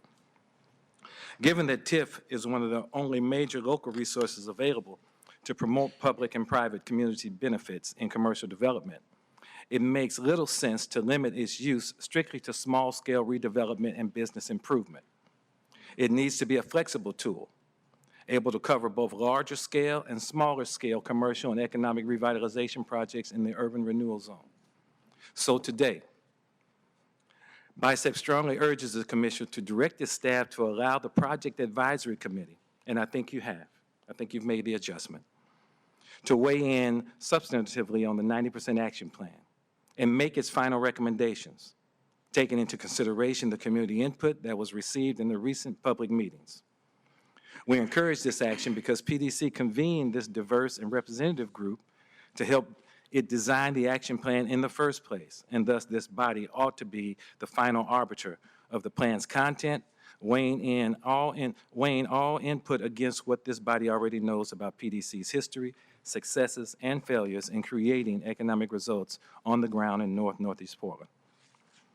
And just as importantly, we also strongly recommend that the commission build into the final adopted plan the flexibility to hold back and spend up to $12 million for significant projects, should appropriate projects that deliver substantive community benefits that serve the Northeast Community Development Action Plan's objectives, and intent emerge for consideration in the next 24 months. Again, from listening to your report, I think some of those actions have been taken. We are encouraged by the dialogue and the continued conversation around the use of these resources, but once again, if wealth creation is in fact one of the key obstacles in this effort, then we have to make sure that we do things on a scale that will generate long-term wealth and that will be wealth that can be sustained. Lastly, I'll say that it was with a bit of irony that this past week there was an article about the nature of urban renewal and how it hurt African Americans. And there was a snapshot of an opportunity that was available to the development team of Vanport Square. Well, I would just say, without going into detail, that the development at Vanport Square is a tale of two cities. There is things to celebrate, and this article made that clear. But as you dig deeper into the reality of how that project came about, you will find that inequity was throughout its effort, and that promises made were not kept, and that standards used in the development of other public projects were not the same when it came to the development of Vanport Square. Thank you for your time. I'll receive any questions you have, and I appreciate your effort. Thank you. Mr. Posey. Thank you very much. Good evening. I think it's evening. It's getting there. We're getting conscious of that fact. Yeah. My name is James Posey. I've been a part of several groups, Coalition Black Men, the founder of the NAMCO. I'm currently the vice president of the local chapter of the NAACP. But more importantly, I live on the corners of Stanton and Rodney down the street from Dawson Park. I've been there for about almost 40 years. I've owned a construction company. In fact, I dealt a lot with your father, Neil, on those projects on MLK. I've owned a deli on the corner of Stanton and MLK for 16 years. That's hard work, let me just tell you, selling sandwiches and making lattes for 16 years in conjunction to running my construction company. I've had a number of years dealing with PDC, and I listened to Sheila and all those nice names, Northeast Community Development Corporation, the Alliance of, Northeast Alliance of Corporations, all these nice names, the Albina Plan, but it suffices to say, boy, our community has taken a hit as a result of these maybe good intention kinds of operations in our city. But today, I want to tell you, when I look at this $32 million, it's almost an insult. We call it kibbles and bits. You give those to your animals sometimes. And so it's not to disparage the fact that you all have taken a stance right now. I want to applaud Kimberly and her staff for being very honest, probably the most honest I've heard PDC, and that goes a long way toward establishing credibility and trust. But at the end of the day, I'm frightened by the prospect of you all using this meager $32 million and talk about how you're going to spend it and all that kind of thing. When the reality is that just prior to this meeting, we talked about $340 million in your budget. I didn't get the whole gist of what you were doing, but years and years and years of spending money and helping developers in this community. And I don't see the linkage between how you leverage those dollars, not only in terms of the monies and properties that you control. But we live in Multnomah County. We live in the city of, we live in the city of Portland. The connection between all the monies that's being spent in the city of Portland and the state, for that matter, is astronomical in relationship to what the issue is. We will never get there with the mindset that we have here. We have to talk about these broad public-private partnerships. And listen, you all have been in the business of picking winners and losers. We're on the losing end of this thing, and you all need to apply the same intellectual energy and intelligence to trying to make this community whole. I'm not talking about equity. I'm more in line with a concept called parity. We have to set a goal of trying to make our community as well off as other parts of this community. And I don't see that in the plan, quite frankly. I see constraints. I see the TIF thing. I mean, when I have discussions with your people about TIF, they want to confine it to brick and mortar, et cetera, et cetera. But at the end of the day, we're not talking about brick and mortar. We're talking about people's lives, how they've been hurt. And we throw out the statistics about the Pew, African Americans having a combined wealth of 11,000 versus 130,000. In some of the articles, it would take African Americans 228 years to catch up. African American youth, half of African American youth live in poverty. And, you know, I look at you all here, and I don't think none of you all are responsible for this. I mean, y'all are relatively new. Every one of you are relatively new. But we have to apply the metrics to this problem. We have to apply, we need some accountants, we need some people, some auditors, we need people to look at this to be able to project out what it's going to look like to bring our community to some level of parity to the rest of the community. To do anything less than that is really a disgrace. And I think it's beneath all of you to really sign on to that kind of notion. So I'm asking, I'm just going, I've talked to Kimberly. I've got a list of things. I went very specifically about things like you don't have no veterans in here, black veterans who have really sacrificed over the thing. When you start prioritizing what you're going to do, I don't see a whole notion of incentive-based approaches, public-private partnership. The list is there. I've given her the list. I've talked to her. I've talked to the staff.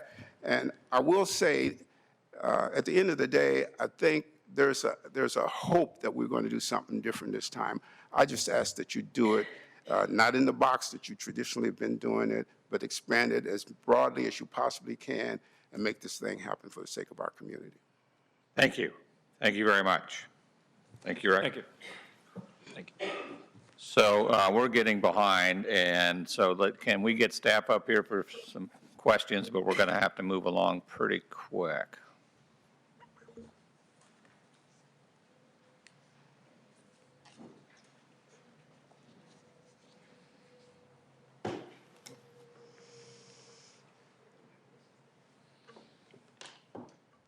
Commissioner Edlin, any questions? Commissioners? Can you just address the question that was posed, that do we have the capacity to implement this plan? Yeah, I took a look at it. When we look at the number of businesses and property owners we're trying to serve, over 5 years, it's about 130 businesses and property owners. On an annual basis, that's about 26 transactions over the next 5 year, each year. That is consistent with the volume that we are doing right now.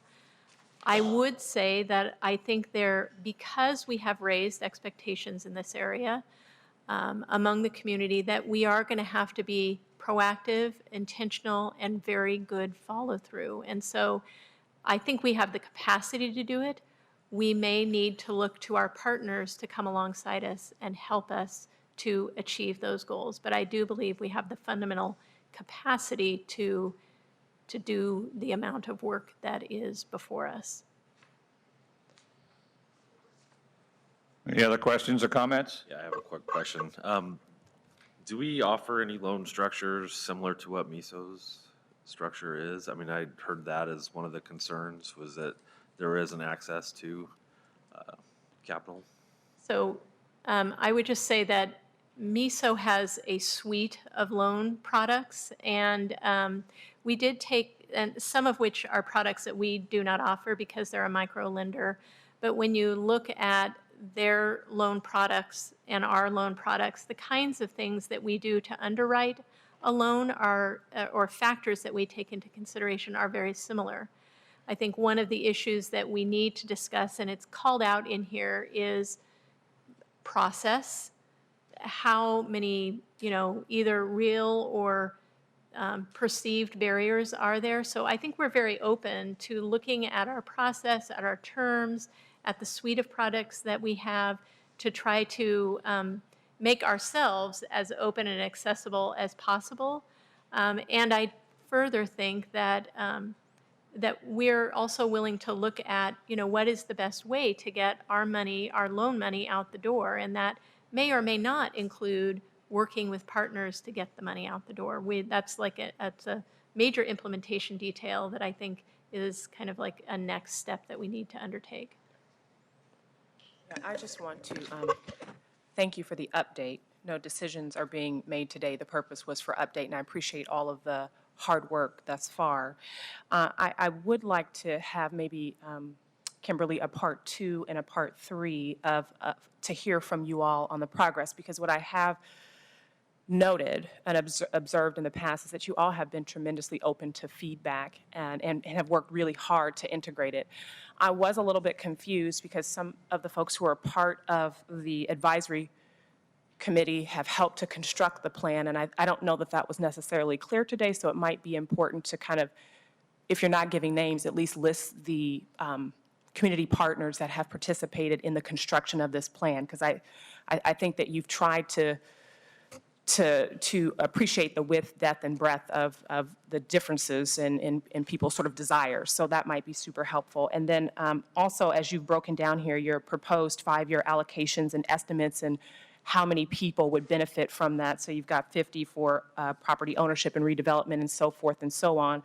And if we were breaking, I don't know what your thought was about that, but it might be important to just also break down what you were thinking if we're just going to give people, like, for instance, $292,000, to those 50 people who would be under the property ownership and redevelopment phase and so on and so forth. It just might be important for us to spend a little bit more time and not rush you all through the process of really breaking this down, because you have spent a lot of time. It is a sensitive issue, and I want to make sure that we understand it all. And I appreciate the update. And again, want to be clear that no decisions are being made today, but this was simply for an opportunity for bidirectional exchange for us to learn a little bit more about what you're doing, for the public to hear, and another opportunity to engage as we move forward. So I just want to say thank you. Welcome. Sure. Happy to share that. We do have all of those details, and we can dig into them and share what we have. It'd be nice to spend some time doing that here. Yep. Sure. Yes, thank you. I went to the first meeting, and I applied everybody who participated, as well as Kimberly and her acknowledgement of some of the past sins of PDC, and what I thought was a really forthright way, and I think probably the first time that maybe PDC's done that way. So I think that's wonderful. I wish there was so much more money available. I mean, we're dealt the cards that we have, and $32 million in the end, even though somebody wrote us individually the check, it would be a lot of money. $32 million is really it's not gonna do what I think we would all like to see it do in the end. But we have to deploy it the best possible way after all these lessons learned that we have learned over all these years. Thank you. Thank you. Thank you. Our next item, Report 1657, Resolution 7216, authorizing the acquisition of 2.19 acres of real property and a lease for 2.18 acres of real property from the Oregon Department of Transportation. Geraldine, you are up.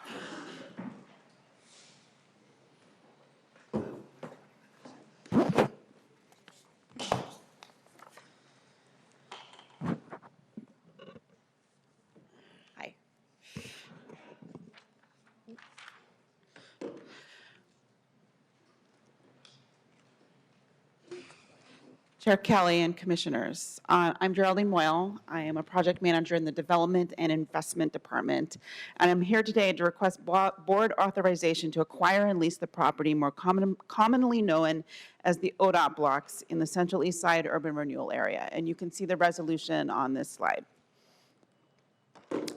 The acquisition and future redevelopment of these blocks has long been a goal for the Portland Development Commission, the city, the region, and the state. Portland's Central East Side has seen the face of industry change and diversify, and the district has been able to accommodate many of these changes while maintaining its industrial functions. Today, the area is home to more than 1,100 businesses and 18,000 jobs, more than any other district in the central city outside of the downtown core, and many of those jobs are in family wage occupations. The city's goal for the district is to increase the number of jobs per acre and new industrial types in Portland's central city while preserving traditional industrial uses. The acquisition and redevelopment of the ODOT blocks assists in reaching these goals by increasing job density within the Central East Side, particularly given the site's adjacency to recent regional streetcar and light rail transit investments, adding to the city's supply of industrial and commercial space based on 2035 growth projections, and providing an opportunity to ensure affordable industrial space, and providing structured parking to support the broader business development in an area that has experienced significant employment growth and has a constrained parking supply. It has taken many years to get here. We'd like to thank the Oregon Department of Transportation for their partnership in making the ODOT blocks available for redevelopment.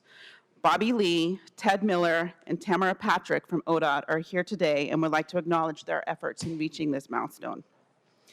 The redevelopment of the ODOT blocks with industrial and employment opportunities has also been a long-time goal of the Central East Side Industrial Council. We'd like to thank the CEIC for their partnership with PDC over many years to get to this point, and we look forward to continuing that partnership as we initiate the public outreach and development work for the redevelopment of these blocks.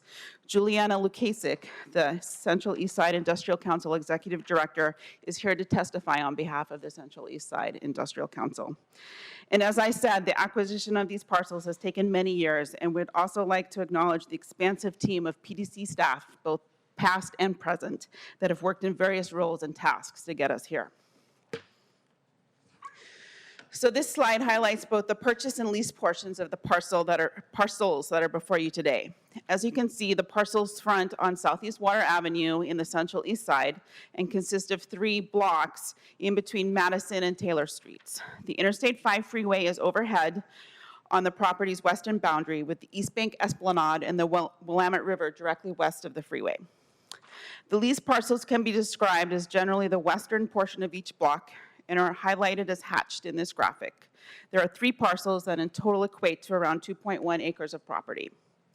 The purchase parcels are best described as the eastern portion of each block and are highlighted in yellow in this graphic. There are 3 parcels that in total equate to around 2.19 acres of property. The purchase parcels were released by ODOT for acquisition through ODOT's surplus property process. PDC responded on behalf of the city as interested in this acquisition. The bid price, or more commonly known as the purchase price, for this property is the fair market value appraised value of $2.8 million. Per ODOT's surplus property process, the property will be conveyed through ODOT's standard bargain and sale deed, and the purchase is as is. Given the public entity to public entity conveyance, ODOT has agreed to waive the earnest money deposit. The lease parcels are highlighted on this slide in purple.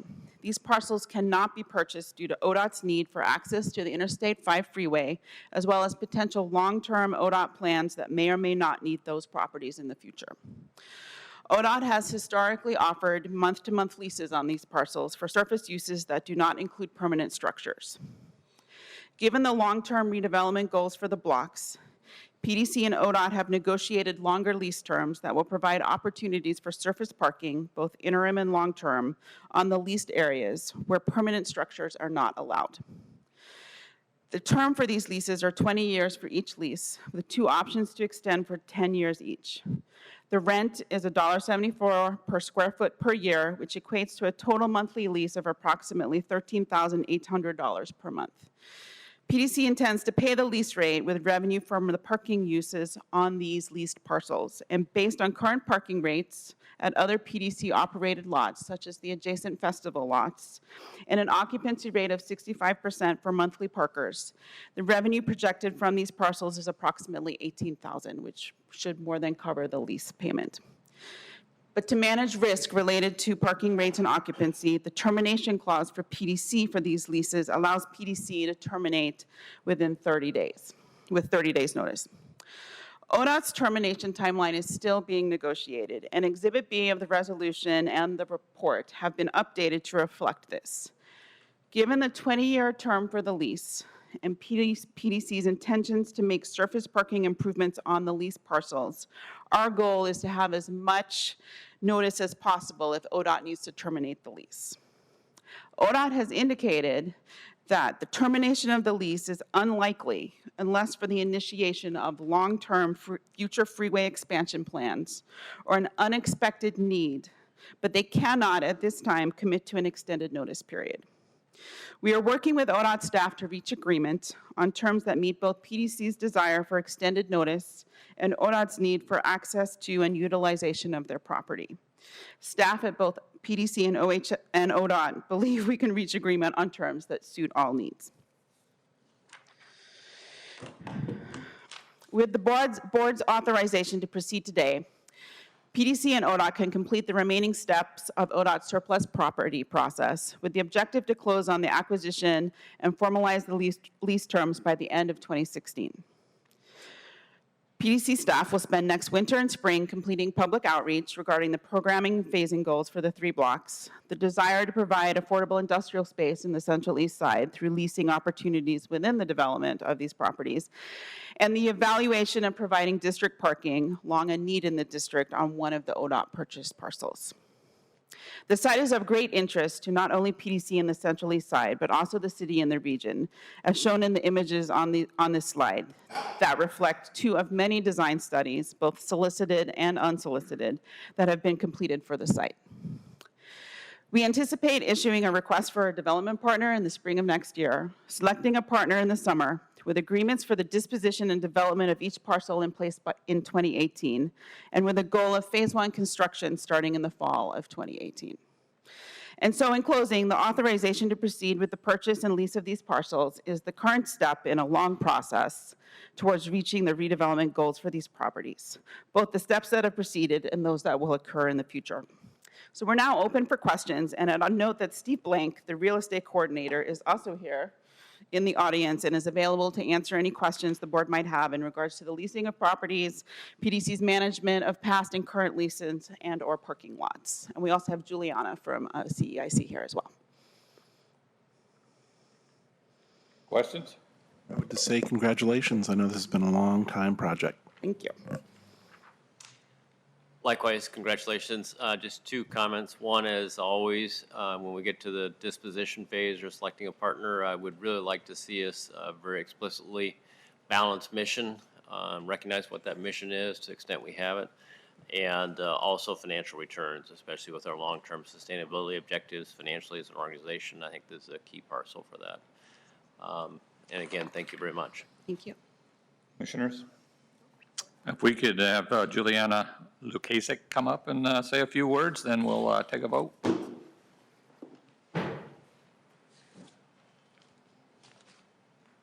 Hello, how's everybody? Thank you Welcome. for having me today. In the spirit of being concise as we get late into the evening, I wrote some things down. Have been on the board of the Central East Side Industrial Council. I'm Juliana Lukasik, close on the name, everybody. It's all right, I tease her about it. It's not the easiest name. I have been on the board of the Central East Side since 2002. I am a past president of the CEIC. I have also participated in this Stakeholder Advisory Committee for the Cooch Couplet project, as well as the Parking Transportation SAC. And I was, as president, a part of establishing the Transportation Parking Advisory Committee, which is currently in play in the district. The point of all of this is that I know the district extremely well. I'm a property owner and a small business owner as well. So I speak from experience. I am now currently the interim executive director.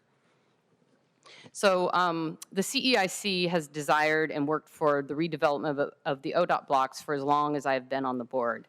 And we greatly appreciate ODOT and the city for the city's efforts for moving this project forward. Redeveloping these blocks will add to the supply of industrial and employment space in the district, and we would like to see attention paid towards affordable industrial space, as well as an adherence to zoning codes. And as the city has just recently created a industrial office overlay, we are extremely interested in making sure that that code is a part of this planning process. We feel strongly that whatever development occurs will need to honor both the history of the district's industrial nature as well as the future that is very exciting to us right now. Design and programming needs to be a high priority as you choose the development partner. We would like you to maximize the developable property on the site while providing opportunities for sidewalks and ground floor uses that will enhance the vibrancy of our 24/7 district. A parking plan that acts as an integrated part of the project is important. Structured parking is critical. Utilizing the surface spaces on the west side of the blocks, which cannot be developed, is an absolute must. We know that the district's parking problems are growing every day. We have development. I don't know if how recently, if you get over to the district, there's a new building almost every week. It's amazing, which is only going to continue the parking challenges that we have. So the surface parking is a critical part of this process. It goes without saying that development should be anchored by businesses that remain on our tax rolls, and looking nationally or internationally for a headquarter opportunity that fits within our industrial fabric is strongly encouraged. We see this site as a symbol for the future of the entire district and would like to work closely with the city as we move forward. Thank you all for listening to me today, and thank you to the PDC for making this project go forward. Thank you. Any other questions? Just question, just clarify, when you talk about develop it to its fullest capacity, I think was the term used or something like that, I assume you mean a dense as possible under current zone, under the new zoning that will be in place. I'm glad you asked that. I mean both density and as well as thinking creatively. For instance, you have 2 dead-end streets that you could vacate there and put, use as access into parking structure, creating more developable space over the top. So items like that I would like to be a part of the plan, and I'm sure I represent the board on that. As much developable, can't say that word today, space as possible is very, very important to us. Thank you. Thank you. Chair to accept a motion? So moved. Second. We have a motion and a second. All those in favor signify by saying aye. Aye. Aye. Aye. Ayes have it. Motion carries. Thank you. Thank you. Thank you. And thanks to the Oregon Department of Transportation. Yes. Too. Next up is, let's see, item number 9. It's Report 1658, Resolution 7217, approving amended terms of commercial property redevelopment loan to WGP Apartments for redevelopment of a certain property in the Lentz Center.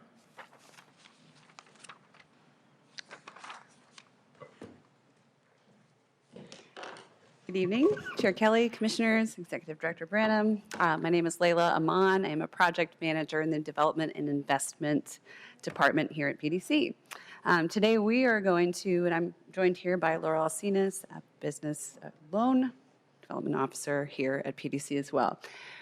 We are bringing today, we are here to ask for your approval on amended terms of a commercial property redevelopment loan to WGP Apartments LLC.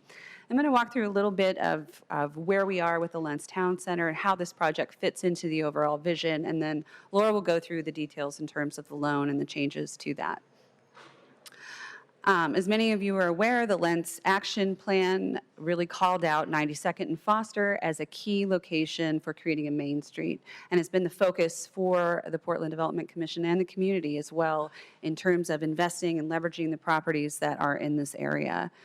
The first sort of effort of this was the development of the Zeugel House Brewing Company, and we have now broken ground on our first project in Lentz. 9101 Foster is under construction. So many of you were able to join us at our groundbreaking a couple of weeks ago. It was a little unconventional, but we had a great time. We had over 100 people from the community there, and I think it was a real celebration of a very seminal moment for Lentz and the beginning of a major transformation, of which today's action is part of that. And just to give you a sense of where things stand and where we are in terms of the Phase 1 projects, like I mentioned, 9101 Foster is under construction. Oliver Station, we're expecting a December groundbreaking. I was at council this morning, and they approved the Portland Housing Bureau's contribution to that project. So that's a very exciting step as well, and a milestone as well. So we expect that to happen in December, so look forward to an invite to that groundbreaking. In addition, and today's focus is the WGP Apartments. This is expected to break ground probably early spring of next year. And then we also have the Asian Health and Services Center. All of these 4 projects combined really represent our strategy, the strategy of the Lentz Action Plan to provide diversified housing options. There's a real mixed income look at this, as well as retail and office. And this is what we refer to as our Phase 1 approach to the Lentz Town Center. And just to note, you recently acted on the sale of the 93rd and Woodstock. That was a market rate sale, went to Lysick Brothers Construction, and we expect that to begin construction as well in spring or summer. And that includes some ground floor retail and housing as well. In addition, we still have 2 pretty key properties in this area, 92nd and Herald, and the Architectural Iron Products. These projects are now sort of in the beginning phases of community outreach, conceptual design, as we start to think about what do we want to get out of these properties. So that Phase 2 that process is just beginning now. Just to give you a sense of where things are, the upper timeline lineup here really represents 3 of the 4 development projects, the 4th being what we're about to discuss today, which is WGP Apartments. The projects were selected in the spring of 2015. You first acted on the approval of the pre-dev loans, the DDA terms, and the permanent loans in June of 2015. We came back to you in February of 2016 to seek increases on all 3 of those projects. And in fall of 2016, you approved the formation of the 9101 LLC and its funding, and then the construction began. We expect those projects to be completed early next year, early 2018. WGP Apartments is on a little bit different track in terms of timeline. The initial loan approval was done in November of 2015, and today we are asking for your consideration on an increase in this loan. We expect, again, the construction to begin sometime early 2016. Just to give you a sense of the budget impacts, so our initial estimate of investment in all 4 of these projects was originally around $20 million. And again, with the increases that were required for the projects, as well as PDC taking over the 9101 project and fully financing that, the budget impact is about $37 million. And so that's where the project stands now. And with that, I will hand it over to Laura, who will talk you through the project as well as the loan terms that we are seeking approval for today. Good afternoon. Again, Laura Alcinas, a loan officer here at PDC. As Layla mentioned, the board approved the pre-dev loan and the permanent financing terms in November.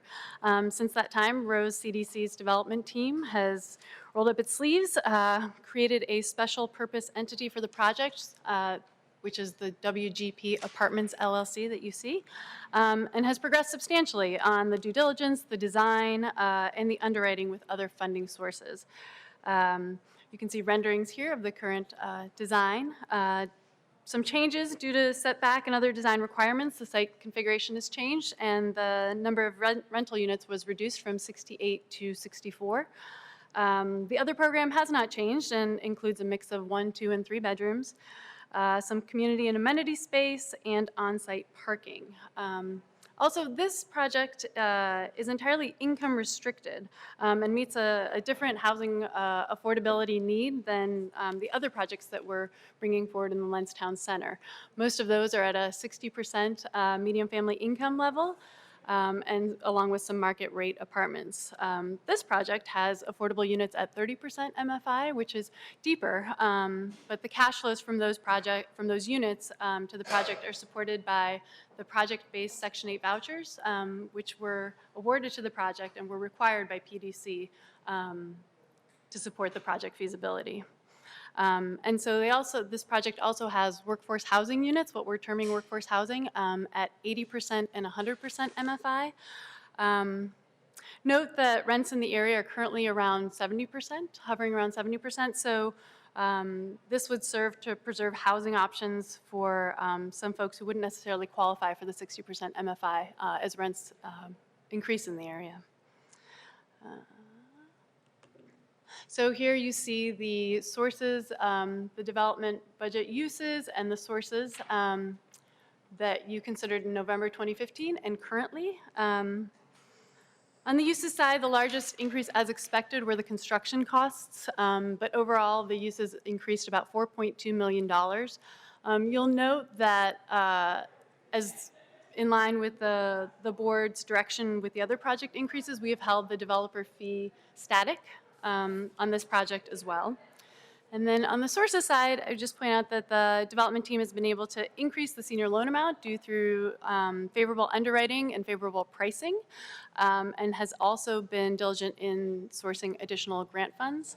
Overall, the other sources have been increased about $1.3 million, and the remaining gap is about 2.87.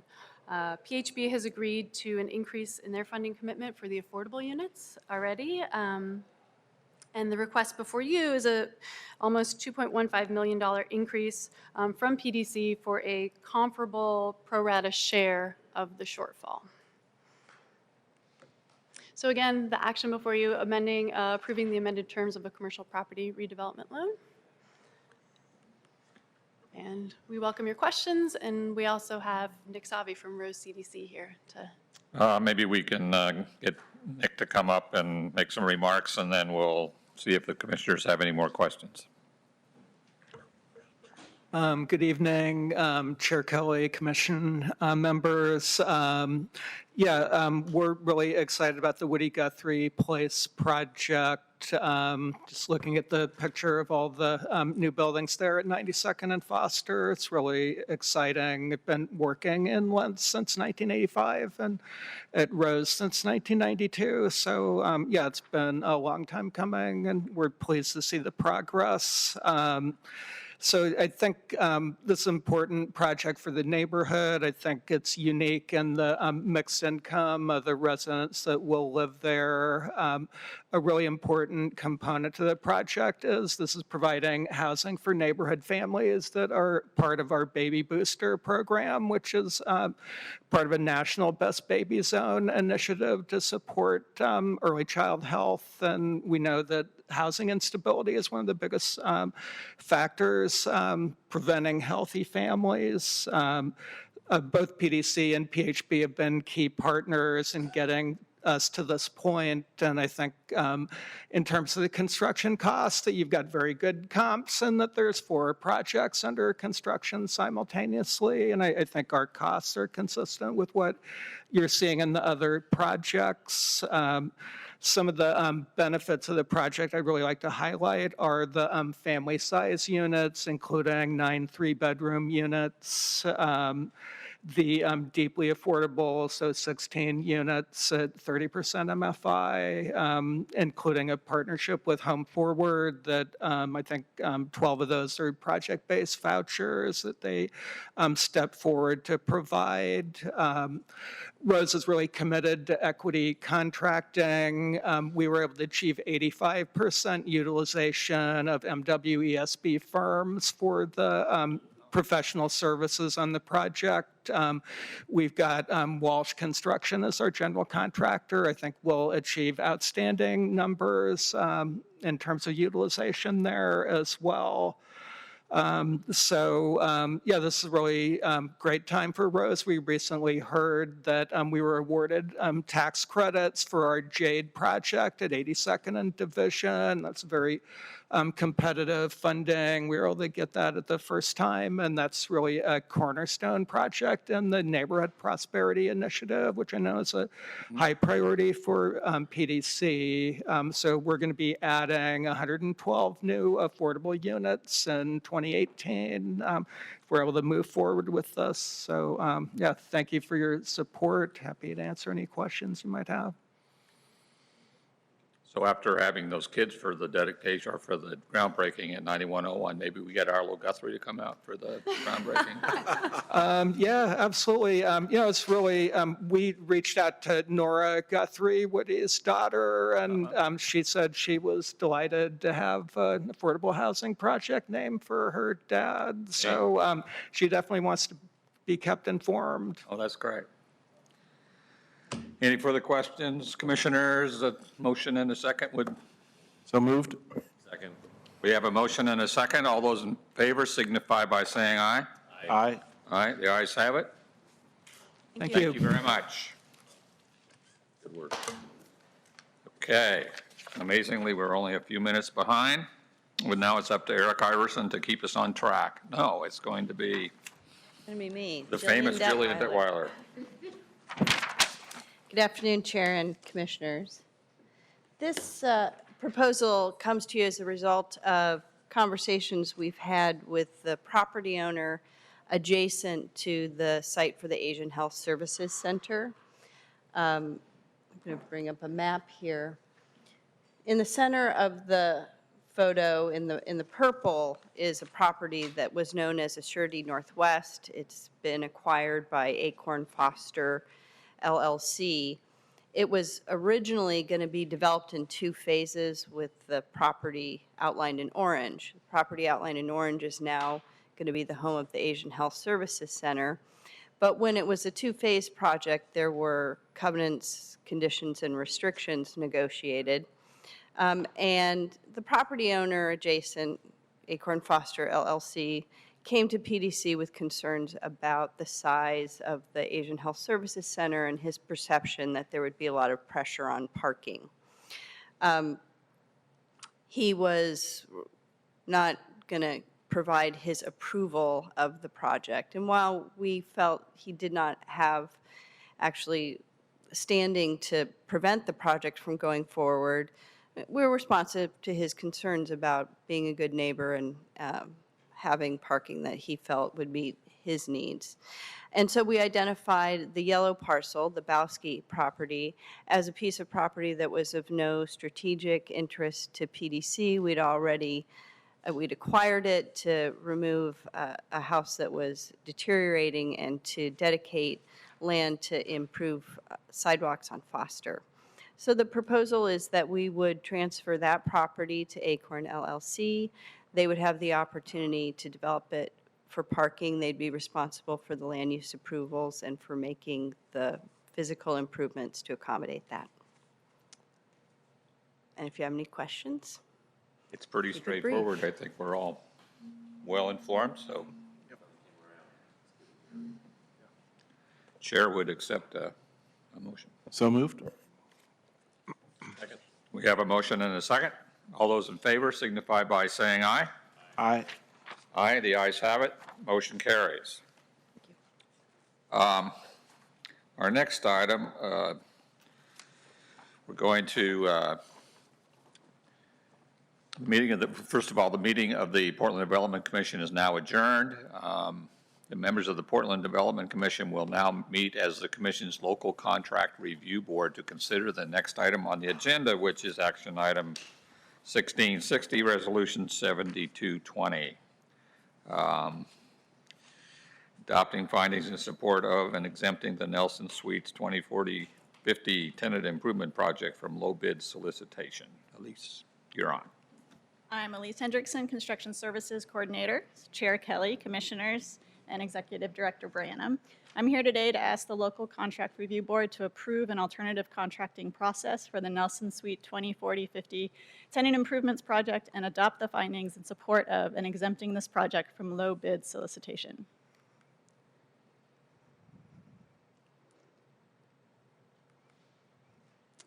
ORS 279C 335 and PDC's LCRB rules provide that the LCRB may exempt certain public contracts from low bid process if it's unlikely that such exemption will encourage favoritism in the awarding of the public contract or substantially diminish competition for the contract, and the awarding of public contract under the exemption will result in substantial cost savings to the agency.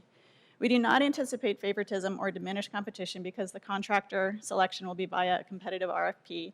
We will not use a pre-qualification process, and a committee of PDC staff and external reviewers will evaluate the proposals.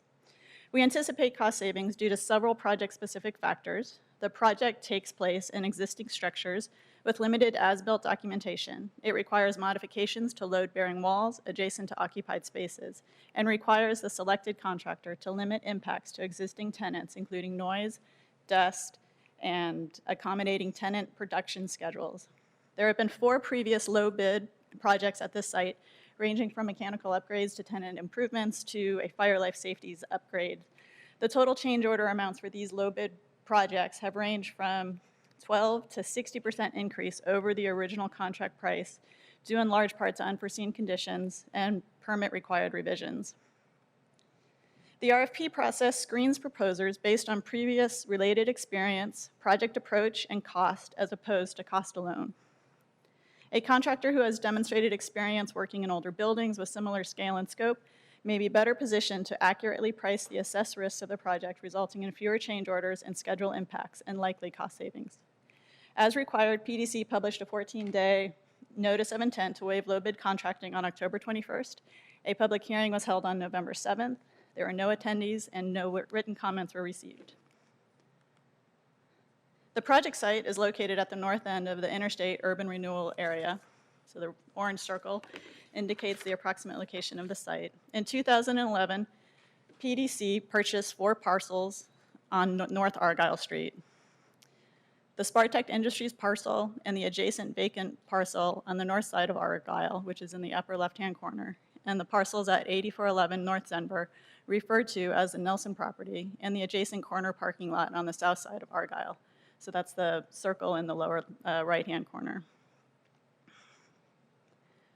Last month, staff brought to the board a lease amendment between Spartech and PDC for the Spartech Industries parcel. We recently celebrated the completion of Nelson Plaza that updated the corner parking lot, adding a community courtyard and kiosk and a food cart pod. The project site at the Nelson property consists of a group of 6 interconnected one-story industrial and office structures built over several phases between 1930 and 1990.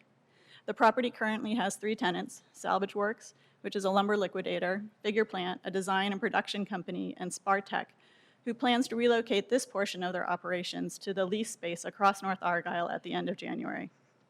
Figure Plant currently occupies Suite 10 and 30 on the north side on the North Willis side, and is looking to expand into Suite 20, 40, and 50, adding almost 9,500 square feet to their space.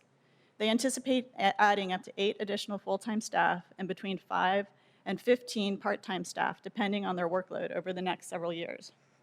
The project, designed by Merriman Barnes Architects, a local women-owned firm, has a construction budget of $250,000.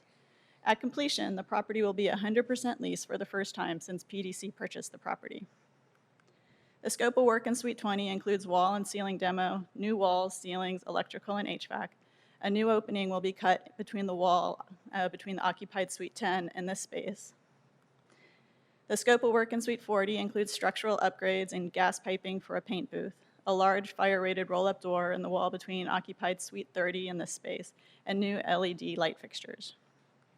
In Suite 50, the work includes demo of an existing concrete ramp and minor electrical work. We plan to issue the RFP by the end of the month and start construction by mid-February. Construction should be complete by May of next year. So in conclusion, we are asking the LCRB to adopt the findings in support of an exempting, trying to find my last slide, exempting a Nelson Suite 2040-50 tenant improvements project from low bid solicitation. So are there any questions? I assume we'll do outreach to MWSB firms.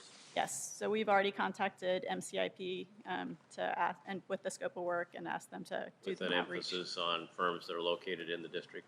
Yes, and we'll also go to the OWAMI meeting and announce the project there as well. Thank you.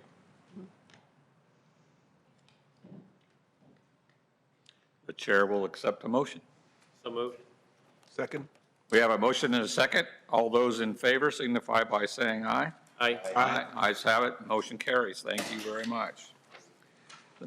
The meeting of the Commission's Local Contract Review Board is now adjourned, and the meeting of the Portland Development Commission is reconvened so that we can adjourn. We are adjourned.